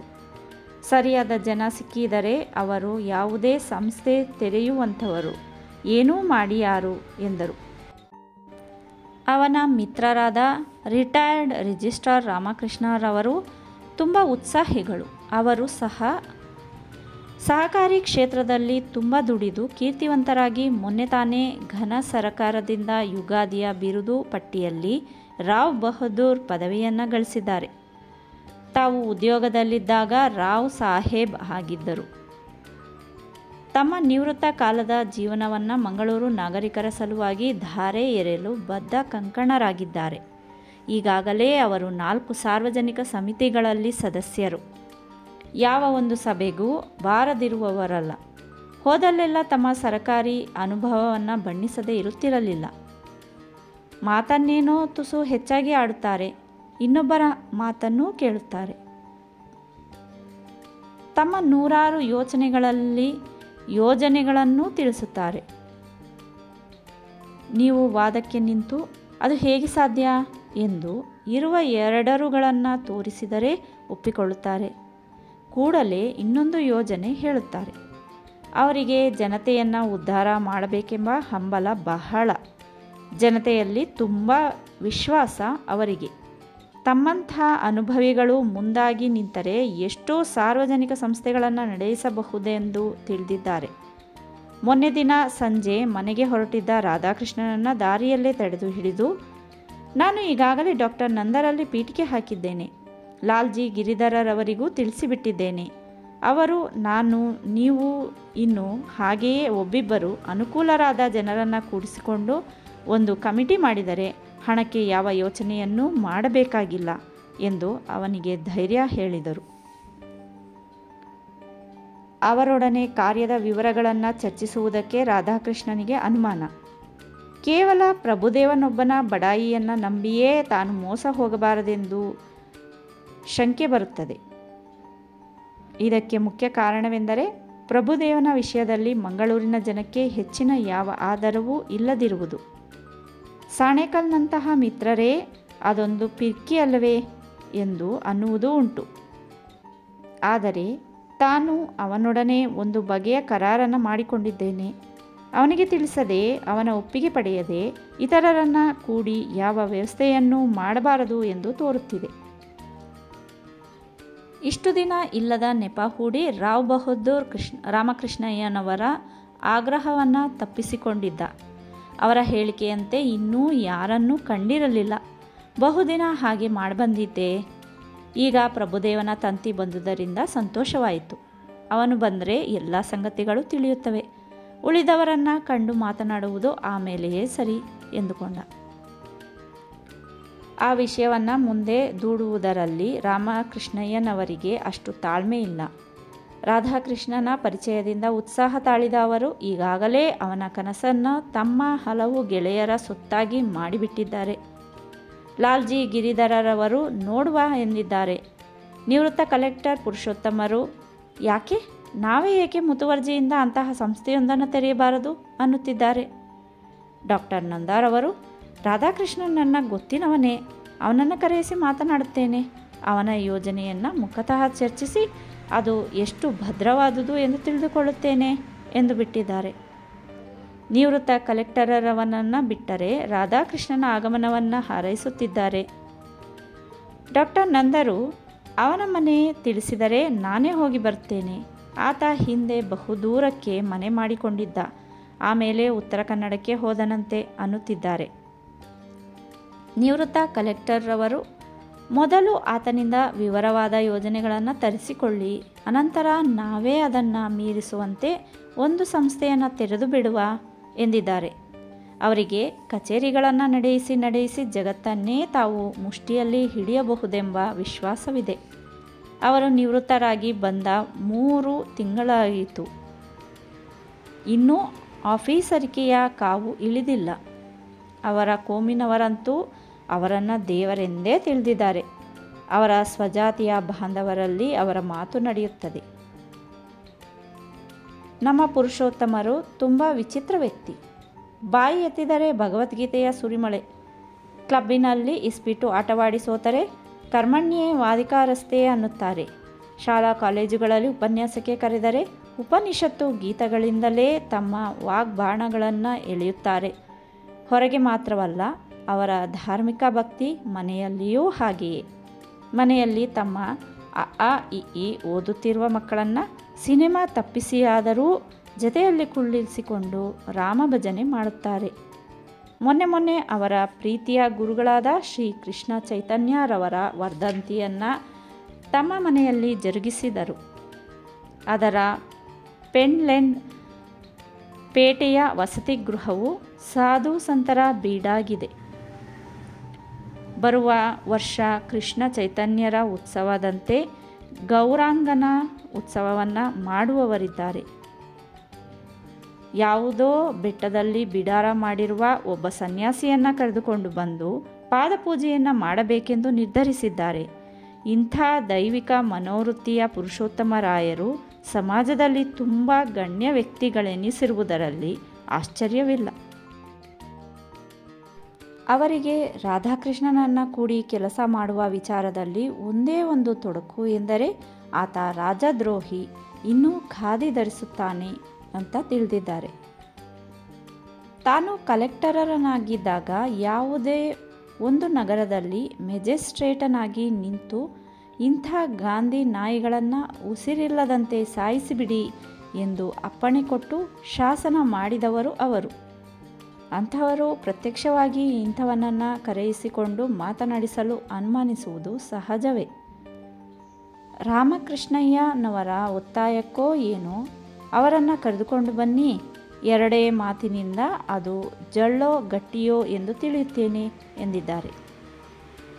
ಅವರು, ಹಾಗೆ ನೀವು ಅನುಮಾನ ತಾಳಬೇಕಿಲ್ಲ, ಅದು ಒರೆಕಲ್ಲಿಗೆ ಬಿದ್ದು ಮೇಲಕ್ಕೆ ಬಂದ ಅಪರಂಜಿ, ಕೆಲಸದ ಮಾತಲ್ಲದೆ ಬೇರೆ ಒಂದನ್ನೂ ಆಡುವವರಲ್ಲ ಎಂದಿದ್ದಾರೆ. ಇಷ್ಟೊಂದು ಪೂರ್ವಭಾವಿ ಪ್ರಚಾರ ಕಾರ್ಯ ಆತನ ನವೀನ ವಿದ್ಯಾಲಯವನ್ನು ಕುರಿತು ನಡೆದಿತ್ತಾದರೂ ಆತ ರಾಮಕೃಷ್ಣಯ್ಯನವರಲ್ಲದೆ ಉಳಿದ ಯಾರನ್ನೂ ಕಂಡಿಲ್ಲ. ಅವರ ಮೂಲಕವಾಗಿ ಉಳಿದವರನ್ನು ತಿಳಿದುಕೊಂಡಿದ್ದಾನಷ್ಟೆ. ಇತರರಿಂದ ಇದಕ್ಕೆ ಸಹಾಯ ದೊರಕೀತು. ಒಮ್ಮೆ ಪ್ರಭುದೇವನ ಮಾತು ನಿಷ್ಫಲವಾದರೆ ಎಂದುಕೊಂಡಿದ್ದನು. ಅದಕ್ಕಾಗಿ ಅವನ ಆಗಮನದ ನಿರೀಕ್ಷೆ. ಇನ್ನೇನು ಬಂದೇ ಬಿಡುತ್ತಾನೆ ಎಂಬ ಸಮಾಧಾನ ಈಗ ಅವನಿಗಾಯಿತು. ಆತ ಬರುವನೆಂದು ತಿಳಿಸಿದ್ದು ಶುಕ್ರವಾರಕ್ಕೆ. ಆದರೆ ಗುರುವಾರ ಸಂಜೆಯೇ ರಾಧಾಕೃಷ್ಣನ ಮನೆಯ ಹಿಂದಿನ ಗುಡ್ಡದಲ್ಲಿ ಒಂದೇ ಸವನೆ ಮೋಟಾರು ಕಾರಿನ ಶಂಕ ಬಾರಿಸುತ್ತಿತ್ತು. ಯಾರೋ ಬಂದಿರಬೇಕೆಂದು ಶ್ಯಾಮ ಗುಡ್ಡವನ್ನೇರಿದ. ಬರುವಾಗ ಆತ ಡಾಕ್ಟರ್ ನಂದರವರನ್ನು ಕರೆದುಕೊಂಡು ಕೆಳಕ್ಕಿಳಿದನು. ದೂರದಲ್ಲಿ ನಂದರನ್ನು ಕಂಡೊಡನೆಯೇ ರಾಧಾಕೃಷ್ಣನ ಬಾಯಿಗೆ ಬೇವಿನ ಚೂರನ್ನು ತುರುಕಿದಂತಾಯಿತು. ಡಾಕ್ಟರ್ ನಂದರವರು ತಮ್ಮಲ್ಲಿ ಅಪೂರ್ವ ದರ್ಶನವನ್ನು ಕೊಡುತ್ತಿರುವಾಗ ತಾನು ಹೋಗಿ ಸ್ವಾಗತಿಸದಿದ್ದರೆ ಹೇಗೆ? ತೀರಾ ಹಳೆಯ ಗೆಳೆತನ, ಒಂದೇ ಊರಿನ ಮಹಾನುಭಾವರು ಇಬ್ಬರು. ಹುಟ್ಟಿದ ಊರು ಒಂದೇ ಆದರೆ ಈಗ ನೆಲೆಸಿದ್ದು ಒಂದೇ ಊರಿನಲ್ಲಿ. ಅವರ ಪರಿಚಯದ ದೀರ್ಘ ಅವಧಿಯಲ್ಲಿ ಇಳಿತ ಉಬ್ಬರಗಳೆಷ್ಟೋ ಆಗಿ ಹೋದುವು. ಈಗಂತೂ ಲವಶೇಷ ಅಭಿಮಾನ ಉಳಿದಿಲ್ಲ. ಬರಿಯ ದಾಕ್ಷಿಣ್ಯಕ್ಕಾಗಿಯಷ್ಟೇ ಅವನು ಅವರನ್ನು ಮಾತನಾಡಿಸಬೇಕು. ಆದರೂ ತನ್ನಿಂದ ಶಿಷ್ಟಾಚಾರದ ಕೊರತೆ ಬರಬಾರದೆಂದು ಅವರನ್ನು ಬರಮಾಡಿಕೊಂಡನು. ಬನ್ನಿ ಎಂದು ಎದುರಾದನು. ಅವರು ನಗುತ್ತಾ ಹಸ್ತಲಾಘವ ಮಾಡಿ, ಮಿಸ್ಟರ್ ರಾಧಾಕೃಷ್ಣ, ನಿಮ್ಮ ಭೇಟಿ ದೂರವಾದರೂ ಮರೆತಿದ್ದೇನೆಂದು ತಿಳಿದಿರಾ? ಯಾವುದೇ ಒಂದು ಸಾರ್ವಜನಿಕ ಹಿತವನ್ನು ನೆನೆಯುವಾಗಲೂ ನಿಮ್ಮ ನೆನಪೇ ಆಗುತ್ತಿತ್ತು. ಈ 2 ವರ್ಷಗಳಿಂದ ನಿಮ್ಮನ್ನು ಬಹಳವಾಗಿ ನೆನೆದಿದ್ದೆ. ನೀವು ಉತ್ತರ ಕನ್ನಡಕ್ಕೆ ಹೋಗಿ ತುಂಬ ಕೆಲಸ ಮಾಡಿದರಂತೆ. ಆದರೆ ನಿಮ್ಮದೇ ಆದ ಮಂಗಳೂರನ್ನು ಬಿಟ್ಟು ಹೋದುದು ಸರಿಯಲ್ಲ ಎಂದು ನನಗೆ ಕಾಣುತ್ತದೆ. ಬನ್ನಿ ಬನ್ನಿ, ನಿಮ್ಮ ಎಲ್ಲ ಕಾರುಬಾರುಗಳನ್ನು ತೋರಿಸಿ, ವಿರಾಮ ಮಾಡಿಕೊಂಡು ನೋಡುವುದಕ್ಕೆ ಬಂದಿದ್ದೇನೆ ಎಂದರು. ಏನಿದೆ ಇಲ್ಲಿ ನೋಡಲಿಕ್ಕೆ? 4 ಜೋಪಡಿಗಳು ಮಾತ್ರ. ನೀವು ಬಹಳ ಚೆನ್ನಾದೊಂದು ಗೋಶಾಲೆ ತೆರೆದಿದ್ದಾರಂತಲ್ಲ? ಏನು ಗೋಶಾಲೆಯೇ? ಗೋಶಾಲೆಯಲ್ಲ, ಯರ್ಮಾಲಯ. ಹೊಟ್ಟೆಯ ಪಾಡಿಗೊಂದು ದಾರಿ ಬೇಡವೇ? 4-8 ಎಮ್ಮೆಗಳನ್ನು ಕಟ್ಟಿಕೊಂಡಿದ್ದೇನೆ. ಹಾಗೂ ಹೀಗೂ ನಡೆಯುತ್ತಿದೆ. ಅಂತಹ ತೋರಿಸುವ ಕೆಲಸವೇನಿದೆ ಇಲ್ಲಿ? ನೀವು ಮೊದಲಿನಿಂದಲೂ ಹಿಂದೆ ಉಳಿದೇ ಕೆಲಸ ಮಾಡುವ ಸ್ವಭಾವದವರು. ಕೆಲಸ ಸಣ್ಣದೋ ದೊಡ್ಡದೋ ಎಂದು ನಮಗೆ ತಿಳಿಯುವುದಿಲ್ಲವೇ? ತೊಡಗುವಾಗ ಸಣ್ಣದಾಗಿ ತೊಡಗಬೇಕು. ಮುಂದೆ ಅದು ಬೆಳೆಯುತ್ತಾ ಹೋದರೆ ಚಂದ. ಉಪಾಯವಿಲ್ಲದೆ ಅವರನ್ನು ಗೋಶಾಲೆಗೆ ಕರೆದೊಯ್ದನು. ಹಟ್ಟಿಯನ್ನು ತೋರಿಸಿದ, ಕರುಗಳ ಮನೆಯನ್ನು ತೋರಿಸಿದ. ಅವರು ಅವುಗಳ ನೈರ್ಮಲ್ಯವನ್ನೂ, ಗಂಜಳ ಸಾಗಿಸಲು ಮಾಡಿದ ಗಚ್ಚಿನ ಕಣಿ, ಗೊಬ್ಬರದ ಹೊಂಡ, ಅವುಗಳ ಮುಚ್ಚು ಮರೆಗಳನ್ನೆಲ್ಲ ಕಂಡು, ಸಣ್ಣದಾದರೇನು ತೀರಾ ಶಾಸ್ತ್ರೀಯವಾಗಿ ಮಾಡಿಸಿದ್ದೀರಿ ಎಂದರು. ಎಷ್ಟು ಜಾನುವಾರುಗಳಿವೆ? ಇವೆ ಒಂದು 10 ಎಮ್ಮೆಗಳು. ಎಲ್ಲ ಊರಿನವೇ, ಸಾಮಾನ್ಯ ತೆರನವು. ಮರ ಸುರತಿ ಜಾತಿಯ ಪರ ಊರ ಎಮ್ಮೆಗಳನ್ನು ತರಿಸಬಹುದಿತ್ತು. ಬಂಡವಾಳಕ್ಕೆ ಎಲ್ಲಿಗೆ ಹೋಗಲಿ? ಇವನ್ನೇ ಸಾಕುವುದು ಕಷ್ಟ. ಅವಕ್ಕೆ ಹಸಿಮೇವಿನ ಪೂರೈಕೆ ಮಾಡಬೇಕು. ಆಗ ಹಾಲಿನಲ್ಲಿ ಸತ್ವವೂ ಹೆಚ್ಚು, ರುಚಿಯೂ ಹೆಚ್ಚು, ಅವುಗಳ ಆರೋಗ್ಯಕ್ಕೂ ಚೆನ್ನ. ಅಷ್ಟು ಹೊತ್ತಿಗೆ ಶ್ಯಾಮ, ಅಣ್ಣ, ಅವರನ್ನು ಗಿನ್ನಿ ಹುಲ್ಲು, ಆನೆ ಹುಲ್ಲು ಬೆಳೆಸಿದಲ್ಲಿಗೆ ಕರೆದುಕೊಂಡು ಹೋಗುವ ಎಂದನು. ಹೋ, ಅದನ್ನು ಬೆಳೆಸಿದ್ದೀರಾ? ಕೃಷಿ ಇಲಾಖೆಯವರು ಬಾಯಿಯಲ್ಲಿ ಹೇಳುವುದನ್ನೆಲ್ಲ ನೀವು ಕಾರ್ಯಕ್ಕೆ ತಂದಿದ್ದೀರಿ. ನೋಡುವ ಅದನ್ನೆಲ್ಲ. ಎಲ್ಲರೂ ಸೇರಿ ಆ ಬೆಟ್ಟನ ಇಳಿದು ಎದುರಿನ ಗದ್ದೆಗಳಿಗೆ ಹೋದರು. ಗದ್ದೆಗಳಲ್ಲಿ ಆಳೆತ್ತರ ಬೆಳೆದ ಹುಲ್ಲುಗಳನ್ನು ಕಂಡು ಡಾಕ್ಟರರು, ಆ ಹುಲ್ಲು ಇಷ್ಟು ಎತ್ತರವಾಗಿ ಬೆಳೆಯುತ್ತದೆಯೇ? ಎಷ್ಟು ಜಾಗದಲ್ಲಿ ಬೆಳೆದಿದ್ದೀರಿ? ಈಗ 2 ಮುಡಿ ಗದ್ದೆಯಲ್ಲಿ, ಅಂದರೆ 1 ಎಕರೆಯಷ್ಟು ಜಮೀನಿನಲ್ಲಿ ಬೆಳೆಸಿದ್ದೇನೆ. ಇನ್ನಿರುವ 5 ಮುಡಿ ಗದ್ದೆಯಲ್ಲಿಯೂ ಅದನ್ನೇ ಹಾಕಬೇಕೆಂದು ಮನಸ್ಸು. ಅಂದರೆ ಜಾಗ ಇರುವುದೇ ಅಷ್ಟು. ಜಾನುವಾರುಗಳನ್ನು ಹೆಚ್ಚಿಸಿಕೊಳ್ಳಬೇಕಾದರೆ ಇದನ್ನೂ ಹೆಚ್ಚಿಸಿಕೊಳ್ಳಬೇಕು. ಆಚೀಚೆ ಇರುವುದು ಬೇರೆಯವರ ಜಾಗ. ಏನು, ಜಾಗವನ್ನು ಕೊಂಡಿರಾ? ಇದೆಲ್ಲ ಕೊಂಡದ್ದೇ. ಈ ಗದ್ದೆಗಳು ನಮ್ಮ ಶ್ಯಾಮನವು. ಅವನು ತನ್ನ ಊರಿನ ಆಸ್ತಿಯನ್ನು ಮಾರಿ ಇಲ್ಲಿ ಕ್ರಯಕ್ಕೆ ಕೊಂಡ. ಶ್ಯಾಮನೆಂದರೆ ಇವನೇ. ನಮ್ಮ ಹಳೆಯ ಶಾಲೆಯ ದಿವಸದಿಂದಲೂ ನನ್ನ ಜೊತೆಯಲ್ಲಿ ಇದ್ದಾನೆ. ಹೆಚ್ಚಾಗಿ ಇದರಲ್ಲಿ ದುಡಿಯುತ್ತಿರುವವನು ಅವನೇ. ನಾನು ಬಹು ದಿವಸ ಊರಲ್ಲಿ ಇದ್ದಿರಲಿಲ್ಲವಲ್ಲ.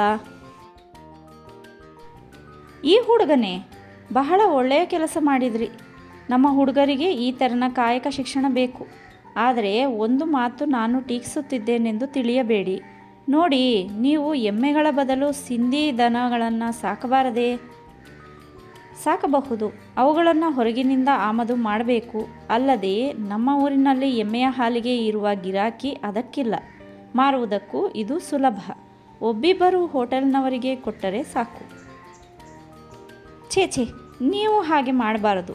ಊರಿನ ಮಕ್ಕಳು ಹಾಲಿಲ್ಲದೆ ಕ್ಷೀಣವಾಗುತ್ತಿರುವಾಗ ಯಾವ ಹೋಟೆಲ್ನವರಿಗೆ ಯಾಕೆ ಕೊಡಬೇಕು? ಒಳ್ಳೆಯ ಹಾಲು ಕೊಟ್ಟರೆ ಯಾವ ಮನೆಯವರು ಕೊಳ್ಳುವುದಿಲ್ಲ? ಅದರ ಏರ್ಪಾಡನ್ನು ಖಂಡಿತವಾಗಿ ಮಾಡಬೇಕು. ನಿಮ್ಮ ಅಭಿಪ್ರಾಯವೇನೋ ಸರಿಯೇ, ಆದರೆ ನನ್ನಲ್ಲಿ ದುಡಿಯುವವರು ಹಂಚುವವರು ಬೇಕಲ್ಲ. ಹಾಗೆ ನೀವು ಹಸುವಿನ ಹಾಲಿನ ಪೂರೈಕೆ ಮಾಡುವುದಿದ್ದರೆ ನನ್ನ ಆಸ್ಪತ್ರೆಗೆ ಬೇಕಾಗುವ ಯಾವತ್ತೂ ಹಾಲನ್ನು ನಿಮ್ಮಿಂದಲೇ ಕೊಳ್ಳುತ್ತೇನೆ. 4-8 ಸಿಂಧಿ ದನಗಳನ್ನು ತರಿಸಿಬಿಡಿ. ಒಂದು ಉತ್ತಮ ಗೂಳಿಯೂ ಇರಲಿ. ಮಾದರಿ ಗೋಶಾಲೆಯಾಗಬಹುದು. ಆಗ ನಿಮ್ಮಂಥವರಿಂದಲೇ ಅದು ಸಾಧ್ಯ. ಮಂಗಳೂರಿನಂಥ ಊರಿಗೆ 100 ದನ ಸಾಕಿದರೂ ಸ್ವಲ್ಪವೇ. ಆದರೆ ನಾನು ನನ್ನ ಶಕ್ತಿಯೊಳಗಿರುವ ಕೆಲಸ ಮಾಡಬಹುದು. ನನ್ನ ಹಾಸಿಗೆಗೂ ಮೀರಿ ಕಾಲು ಹೋಗಬಾರದಲ್ಲ. ಏಕೆ ಹಣದ ವಿಚಾರವನ್ನು ಯೋಚಿಸುತ್ತಿದ್ದೀರಾ? ಎಲ್ಲದಕ್ಕೂ ಅದೇ ಮುಖ್ಯ. ಜನರನ್ನಾದರೂ ತರಬೇತಿ ಮಾಡಬಹುದು. ಇದರಲ್ಲಿ ಯೋಗ್ಯ ಜೀವನಕ್ಕೆ ದಾರಿ ಉಂಟೆಂದು ತೋರಿಸಿದರೆ ಜನರು ಬಂದಾರು. ಛೇ, ಹಣಕ್ಕೆ ಹೆದರಬೇಕಾದ ಕಾಲ ಉಂಟೆ? ಇರಲಿ, ಇನ್ನೇನು ಯೋಚನೆ ಮಾಡಿದ್ದೀರಿ? ಯಾವುದೋ ಔದ್ಯೋಗಿಕ ಶಾಲೆ ಮಾಡುತ್ತೀರಂತಲ್ಲ? ಶ್ಯಾಮ ತಿರುಗಿ ನಡುವೆ ಮಾತನಾಡಿದ. ಅವನಿಗೆ ಅಣ್ಣನಲ್ಲಿ ಅಭಿಮಾನ. ಅದರಿಂದ ಅವರಿಗೆ ತುಂಬ ಯೋಚನೆಗಳಿವೆ. ರೇಷ್ಮೆ ಹುಳ ಸಾಕುವಿಕೆ, ನೇಯುವ ಕೆಲಸ, ಬಣ್ಣಗಾರಿಕೆ, ಕಬ್ಬಿಣದ ಕೆಲಸ ಇಂಥವನ್ನೆಲ್ಲ ನಡೆಸಿಕೊಂಡು ಹೋಗಬೇಕೆಂದಿದ್ದಾರೆ. ಓ, ಅಲ್ಲಿ ತೋರುತ್ತಿದೆಯಲ್ಲ ಆ ಉದ್ದವಾದ ಗುಡಿಸಲು, ಅದೇನೇ ಶಾಲೆ. ಇನ್ನು ಸಲಕರಣೆ ಸಾಮಗ್ರಿಗಳು ಎಷ್ಟೋ ಆಗಬೇಕು. ಹಣಕ್ಕಾಗಿ ಎಲ್ಲ ಕಾದು ನಿಂತಿವೆ ಎಂದನು. ನೀವು ಮಿಸ್ಟರ್ ರಾಧಾಕೃಷ್ಣ, ನನ್ನ ಹತ್ರ ಒಂದು ಮಾತು ಹೇಳಬಹುದಿತ್ತಲ್ಲ. ಮುಂಚಿತವಾಗಿ ತಿಳಿಸಿದರೆ ಏನೂ ಮಾಡುತ್ತಿದ್ದೆ. ಬಹಳ ಹಿಂದೆ ನೀವು ನನಗೆ ಸಹಾಯ ಮಾಡುತ್ತೇನೆಂದದ್ದು ನಿಜ. ಆದರೆ ನೀವು ಅದನ್ನು ಮರೆತಂತೆ ಅನಿಸಿತು. ನಾನು ಕಿರಿ ಪದವಿನಲ್ಲಿ ಸಾಧಾರಣ 9 ವರ್ಷ ಕಾಲ ಕಳೆದನಲ್ಲವೇ ವ್ಯರ್ಥವಾಗಿ? ಅದು ನಿಮ್ಮದೇ ತಪ್ಪು. ದಯಾನಂದರಾಯರ ಮಾತನ್ನು ಕೇಳಿ ಆ ಮೂಲೆಯನ್ನು ನೀವು ಹಿಡಿಯಬಾರದಿತ್ತು. ಯಾವ ಕೆಲಸ ಮಾಡಿದರೂ ಪೇಟೆಗೆ ಸಮೀಪವಾಗಿ ಜನ ಬಂದು ಹೋಗುವಲ್ಲಿ ಮಾಡಬೇಕು. ಆ ದೃಷ್ಟಿಯಲ್ಲಿ ಇದಾದರೆ ಮಾದರಿ ಸ್ಥಳ. ನಿಮ್ಮ ಶಾಲೆಯ ಯೋಜನೆ ಏನೇನು ಮಾಡಿದ್ದೀರಿ ಕೇಳುವ. ಇಷ್ಟೊಂದು ಹಳೆಯ ಕಾಲದ ಸ್ನೇಹಿತನಿಗೆ ತಿಳಿಸಬಾರದ ಸಂಗತಿ ಉಂಟೆ? ನೀವು ನನ್ನ ಸಹಾಯವನ್ನು ಯಾವಾಗಲೂ ನಂಬಿಕೊಳ್ಳಬಹುದು. ನೋಡಿ, ದೇವರ ದಯೆಯಿಂದ ನನ್ನ ಯಾವ ಸಂಸ್ಥೆಯೂ ಹಾಳಾಗಿಲ್ಲ. ನನಗೆ ಹೆಸರನ್ನು ತಂದುವು, ಹಣವನ್ನು ತಂದಿವೆ. ಆದರೆ ನಿಜವಾಗಿ ನನ್ನ ಆಸಕ್ತಿ ಅವೆರಡರಲ್ಲಿಯೂ ಇಲ್ಲ. ಜನಕ್ಕೆ ಎಷ್ಟು ಪರೋಪಕಾರ ಸಾಧ್ಯವೋ ಅಷ್ಟನ್ನು ಮಾಡಬೇಕೆಂದು ನನ್ನ ಮನಸ್ಸು. ಮಾಡುತ್ತಲೇ ಇದ್ದೀರಲ್ಲ. ಆಸ್ಪತ್ರೆ, ಸೂತಿಕಾ ಗೃಹ, ಕಾರ್ಖಾನೆಗಳೆಂದು 100 ಜನರಿಗೆ ಅನ್ನ ಕೊಡುತ್ತಿದ್ದೀರಿ, ಸಹಾಯ ಮಾಡುತ್ತಿದ್ದೀರಿ. ಕಾಂಗ್ರೆಸ್ಸಿನಲ್ಲಿಯೂ ಸ್ಥಾನಿಕ ಸಂಸ್ಥೆಗಳಲ್ಲಿಯೂ ನಿಮ್ಮ ಹೆಸರು ಕೇಳುತ್ತಲೇ ಇದೆ. ಇಲ್ಲ ಎನ್ನುತ್ತೇನೆಯೇ? ಆದರೆ ಮಾಡಿದ್ದಕ್ಕಿಂತ ಹೆಚ್ಚಿಗೆ ಮಾಡಬಹುದಾದ ಕೆಲಸ ಎಷ್ಟಿಲ್ಲ? ಜನತೆ ಸ್ವತಂತ್ರ ಜೀವನವನ್ನು ನಡೆಸಿಕೊಂಡು ಹೋಗಬೇಕಾದುದು ಬಹಳ ದೊಡ್ಡ ವಿಷಯ. ಈಗಿನ ಶಿಕ್ಷಣ ಯಾವ ಪ್ರಯೋಜನದ್ದೂ ಅಲ್ಲ. ನಿಮ್ಮ ಯೋಜನೆಗಳಲ್ಲಿ ಅದರ ಬೀಜಾಂಕುರ ಕಾಣುತ್ತದೆ. ಅದರಿಂದಲೇ ನನಗೆ ಆಸಕ್ತಿ ಉಂಟಾಗಿದೆ. ನನ್ನನ್ನು ಕೇಳಿ. ಈ ಹೊತ್ತು ನನ್ನ ಮಾತು 4 ಜನರಲ್ಲಿ ನಡೆಯುತ್ತದೆ ಎಂಬುದರಿಂದ ಹೇಳುತ್ತಿದ್ದೇನೆ. 4 ಜನರ ಸಹಾಯವನ್ನು ಇಂಥ ಕಾರ್ಯಕ್ಕೆ ಗಳಿಸಿ ಕೊಡಬಲ್ಲೆನೆಂಬ ವಿಶ್ವಾಸವು ನನಗೆ ಉಂಟಾಗಿದೆ. ಹಾಗೆಯೇ ಜನ ಸಹಾಯವಿಲ್ಲದೆ ನನ್ನ ಯಾವ ಕೆಲಸ ತಾನೇ ಸಾಧ್ಯವಾಗುತ್ತಿತ್ತು? ಸಾವಿರಾರು ರೂಪಾಯಿ ಜನರ ವಿಶ್ವಾಸದಿಂದ ಕೂಡಿದುವು. ನಾವು ಕೂಡಿ ಕೆಲಸ ಮಾಡಿದರೆ ಜನರ ಸಹಾಯವನ್ನು ಎಷ್ಟೂ ಪಡೆಯಬಹುದು. ನಿಮಗೇಕೋ ಮಂಗಳೂರಿನ ಜನರ ಮೇಲೆ ವಿಶ್ವಾಸವಿದ್ದಂತೆ ಕಾಣುವುದೇ ಇಲ್ಲ ಅಲ್ವೇ? ಹಾಗೇಕೆ ಹೇಳುತ್ತೀರಿ? ಹಾಗಿದ್ದರೆ ಇಲ್ಲಿ ಬಂದು ಬಿಡಾರ ಹೂಡುತ್ತಿದ್ದೇನೆ. ನೀವು ಚಳವಳದ ಸಮಯದಲ್ಲಿ ಉತ್ತರ ಕನ್ನಡವನ್ನು ಸೇರಿದ್ದನ್ನು ಕೇಳಿದ್ದೆ. ನಮ್ಮ ಊರಿನಲ್ಲಿಯೇ ಇದ್ದು ಎಷ್ಟೋ ಕೆಲಸಗಳನ್ನು ಮಾಡಬಹುದಿತ್ತು. ಏನೋ ಆ ಸಮಯದಲ್ಲಿ ಊರಿನಲ್ಲಿದ್ದು ಹೆಚ್ಚೇನೂ ಆಗದು ಎಂದು ತೋರಿದ್ದರಿಂದ ಹೊರಟು ಬಿಟ್ಟೆ. ಪ್ರಾಯಶಃ ನಿಮ್ಮ ದಲಿತಾಶ್ರಮದ ನೆನಪಿನಿಂದ ಇರಬೇಕು. ಅದು ಮೊದಲಿನಿಂದಲೂ ತಪ್ಪು ದಾರಿಯಾಯಿತು. ನಮ್ಮ ದಯಾನಂದರಾಯರಿಗೆ ಯಾವಾಗಲೂ ಸೂಕ್ಷ್ಮ ದೃಷ್ಟಿ ಇಲ್ಲ. ಅವರು ತೊಡಗಿದ ಕೆಲಸಗಳೆಲ್ಲ ಹೀಗೇ ಆದುವು. ಅವರಿಗೆ ಉತ್ಸಾಹವೇನೋ ತುಂಬ ಇತ್ತು. ಅದನ್ನು ಹೊಗಳತಕ್ಕದ್ದೇ. ಅದರ ಫಲವೇನು? ಆ ಮಾತನ್ನು ಬಿಡುವ. ಏನೋ ಅವರಿಗೆ ತಿಳಿದಷ್ಟು ಕೆಲಸ ಮಾಡಿದರು. ತಮ್ಮದನ್ನೆಲ್ಲ ಕಳೆದುಕೊಂಡರು. ಆಯಿತು ಹೋಯಿತು. ಚೆಲ್ಲಿದ ಹಾಲಿಗೆ ಜೊಲ್ಲು ಸುರಿಸಿ ಫಲವಿದೆಯೇ? ಅದು ಸರಿಯಾದ ಮಾತು. ಹಾಗೆ ನಮ್ಮ ಸೋಲುಗಳು ನಮ್ಮ ಮುಂದಿನ ದಾರಿಯನ್ನು ತಿದ್ದಬೇಕು. ಇರಲಿ, ಈಗ ನಿಮ್ಮ ಯೋಜನೆಯನ್ನು ವಿವರಿಸಿ ಹೇಳಿ. ಅದನ್ನು ತಿಳಿಯುವ ಕುತೂಹಲ ಉಂಟಾಗಿದೆಯೇ? ಬಂದಿದ್ದೇನೆ. ರಾಧಾಕೃಷ್ಣನಿಗೆ ಮಾತನಾಡದೆ ಗತ್ಯಂತರವಿಲ್ಲದಾಯಿತು. ಬಾಯಾರಿಕೆಗೆ ಏನು ತರಲಿ ಎಂದು ಕೇಳಿದ. ಏನೂ ಬೇಡ ಎಂದರು. ಆದರೂ ಎಂದು ರಾಧಾಕೃಷ್ಣ ಶ್ಯಾಮನಿಗೆ ಒಂದು ಥಾಲಿ ಬಿಸಿ ಹಾಲನ್ನು ತರುವುದಕ್ಕೆ ಹೇಳಿದ. ಹೋ, ಹಾಲೆಂದರೆ ನನಗೆ ತುಂಬ ಇಷ್ಟ ಎಂದು ಉದ್ಗರಿಸಿ ಹಾಲನ್ನು ಕುಡಿದರು. ಕಿಸೆಯಿಂದ ಒಂದು ಪುಸ್ತಕವನ್ನು ತೆಗೆದು ಗುರುತು ಹಾಕುತ್ತಾ, ಹೇಳಿ, ಒಂದು ಮಾದರಿಯ ಗೋಶಾಲೆಗೆ ಪ್ಲೇನ್ ಹಾಕುವ. ಹೈನುಗಾರಿಕೆ ಕಲಿಯುವ ಹುಡುಗರಿಗೆ ಜಾನುವಾರುಗಳ ಪ್ರತಿಯೊಂದು ತಿಳಿಯುವಂತಾಗಬೇಕು. ಮೇವು, ಹಾಲು, ಪೀಳಿಗೆ ಪ್ರತಿಯೊಂದು ವಿಚಾರವೂ ತಿಳಿಯಬೇಕು ಎಂದು ಒಂದೊಂದಾಗಿ ಪ್ರಶ್ನೆ ಕೇಳಿ ಉತ್ತರ ತರಿಸಿಕೊಂಡು ಕಾಗದದಲ್ಲಿ ಅಂಕೆ ಸಂಖ್ಯೆಗಳ ಗುರುತು ಹಾಕಿಕೊಂಡರು. ಇದನ್ನು ವಿಸ್ತರಿಸುವುದಾದರೆ ಆಚೀಚಿನ ಗದ್ದೆಗಳನ್ನು ನಾವು ಗೇಣಿಗೋ ಬೆಲೆಗೋ ಕೊಂಡುಕೊಳ್ಳಬಹುದು. ನೀವು ನೆರೆಕೆರೆಯ ಭೂಮಾಲೀಕರೆಂದು ತಿಳಿದರೆ ನಾನು ಸ್ವರ್ಗ ಮರ್ತ್ಯಗಳನ್ನು ತಲೆ ಕೆಳಕಾಗಿ ಮಾಡಿಯಾದರೂ ದೊರಕಿಸಿಕೊಡುತ್ತೇನೆ. ನನಗೆ ಇದನ್ನೇ ಒಂದು ಲಿಮಿಟೆಡ್ ಸಂಸ್ಥೆಯನ್ನಾಗಿ ಮಾಡಬೇಕೆಂದು ಆಸೆ. ಈ ಡೈರಿ ಶಾಲೆಯನ್ನು ಶಿಕ್ಷಣ ಸಾಧ್ಯ, ವ್ಯಾಪಾರ ಸಾಧ್ಯವನ್ನಾಗಿ ಮಾಡಬಹುದು. ನಾವೀಗ ಅದನ್ನು ತತ್ಕಾಲಕ್ಕೆ ಮನೆಯ ಕಸುಬನ್ನಾಗಿ ಇಟ್ಟುಕೊಂಡಿದ್ದೇವೆ. ನನ್ನ ಯೋಚನೆ ಎಂದರೆ ನೀವು ಯಾವ ವಿಷಯದಲ್ಲಿಯೂ ಖಾಸಗಿ ಚಿಂತೆ ಹೊತ್ತುಕೊಳ್ಳಬಾರದು ಎಂದು. ಇವರ ಆಯವ್ಯಯಗಳ ಭಾರ ಹೊರುವ ಕೆಲಸವು ಸಂಸ್ಥೆಯದಾಗಬೇಕು. ಆಗ ಮಾತ್ರ ನೀವು ನಿಶ್ಚಿಂತೆಯಿಂದ ಕೆಲಸ ಮಾಡಲು ಬರುತ್ತದೆ. ನನ್ನ ವಿಷಯದಲ್ಲಿ ನಿಶ್ಚಿಂತೆಯಾಗಿರಬೇಕೆಂದೇ ಇದನ್ನು ಮಾಡಿದ್ದು. ಅದಿರಲಿ, ಏನೋ ರೇಷ್ಮೆ ವ್ಯವಸಾಯ ಎಂದಿರಲ್ಲ, ಆ ವಿಚಾರವನ್ನು ಇನ್ನೂ ನಾನು ಚೆನ್ನಾಗಿ ಯೋಚಿಸಿಲ್ಲ. ನಮ್ಮ ಶ್ಯಾಮನನ್ನು ಕೊಳ್ಳೇಗಾಲಕ್ಕೋ ಚನ್ನಪಟ್ಟಣಕ್ಕೋ ಕಳುಹಿಸಿ ಇನ್ನು ಮುಂದೆ ಯೋಚಿಸಬೇಕು. ಮತ್ತೇನು ಅಂದಿರಿ? ಔದ್ಯೋಗಿಕ ಶಾಲೆ. ಅದಂತೂ ಅದ್ವಿತೀಯ ಯೋಜನೆ.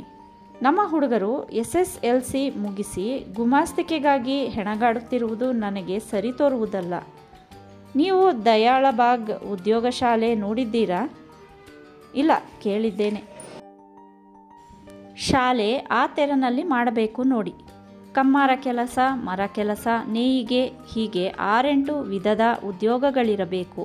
ಅದಕ್ಕೆ ಬೇಕಾಗುವ ಯಂತ್ರ ಸಲಕರಣೆಗಳೆಲ್ಲ ಆಧುನಿಕವಾಗಿರಬೇಕು. ನಿಮ್ಮ ಈ ಕಟ್ಟಡ ಅದಕ್ಕೆ ಸಾಲದೇ ಸಾಲದು. ವರ್ಷಕ್ಕೆ 100 ಮಂದಿ ಹುಡುಗರನ್ನು ತರಬೇತು ಮಾಡಬೇಕು. ಈ ವಿಷಯದಲ್ಲಿ ನಾನು ಬಹಳ ವಿಚಾರ ಮಾಡಿದ್ದೇನೆ. ನನ್ನ ಎಣಿಕೆಯಂತೆ ಕಟ್ಟಡಕ್ಕೆ ಒಂದು 20,000 ರೂಪಾಯಿ, ಸಲಕರಣೆಗಳಿಗೆ ಒಂದು 10,000 ರೂಪಾಯಿ, ನಡೆಯಿಸುವುದಕ್ಕೆ ಉಪಾಧ್ಯಾಯರ ವೇತನ ಮೊದಲಾದವಕ್ಕೆ 50,000ದ ಒಂದು ನಿಧಿ, ಹೆಚ್ಚು ಕಡಿಮೆ 1,00,000 ರೂಪಾಯಿಗಳಿದ್ದರೆ ಧಾರಾಳವಾಯಿತು. ನಮ್ಮ ಮಂಗಳೂರಿನ ಯೋಗ್ಯತೆಗೆ ಅದಕ್ಕೇನೂ ಹೆಚ್ಚಲ್ಲ. ಏನು ಅಷ್ಟು ಹಣ ಬೇಡವೇ? ಆ ವಿಷಯ ನೀವು ಯೋಚಿಸಿಲ್ಲವೇ? ಯೋಚಿಸಿದ್ದೇನೆ. ಹಣ ಇದ್ದವರು ಎಷ್ಟೂ ಖರ್ಚು ಮಾಡಲು ಬಂದೀತು. ನನ್ನಂಥವನು ಯೋಚಿಸುವಾಗ ಇರುವ ಹಣಕ್ಕೆ ಸಮನಾಗಿ ಅದು ಬೆಳೆಯಿಸಿಕೊಂಡು ಹೋಗಬೇಕಾಗುತ್ತದೆ. ಮೊದಲು ಇಲ್ಲಿಂದಲೇ 4 ಮಂದಿಯನ್ನು ಹೊರಗೆ ತರಬೇತಿಗೆ ಕಳುಹಿಸಿಕೊಡಬೇಕೆಂದಿದೆ.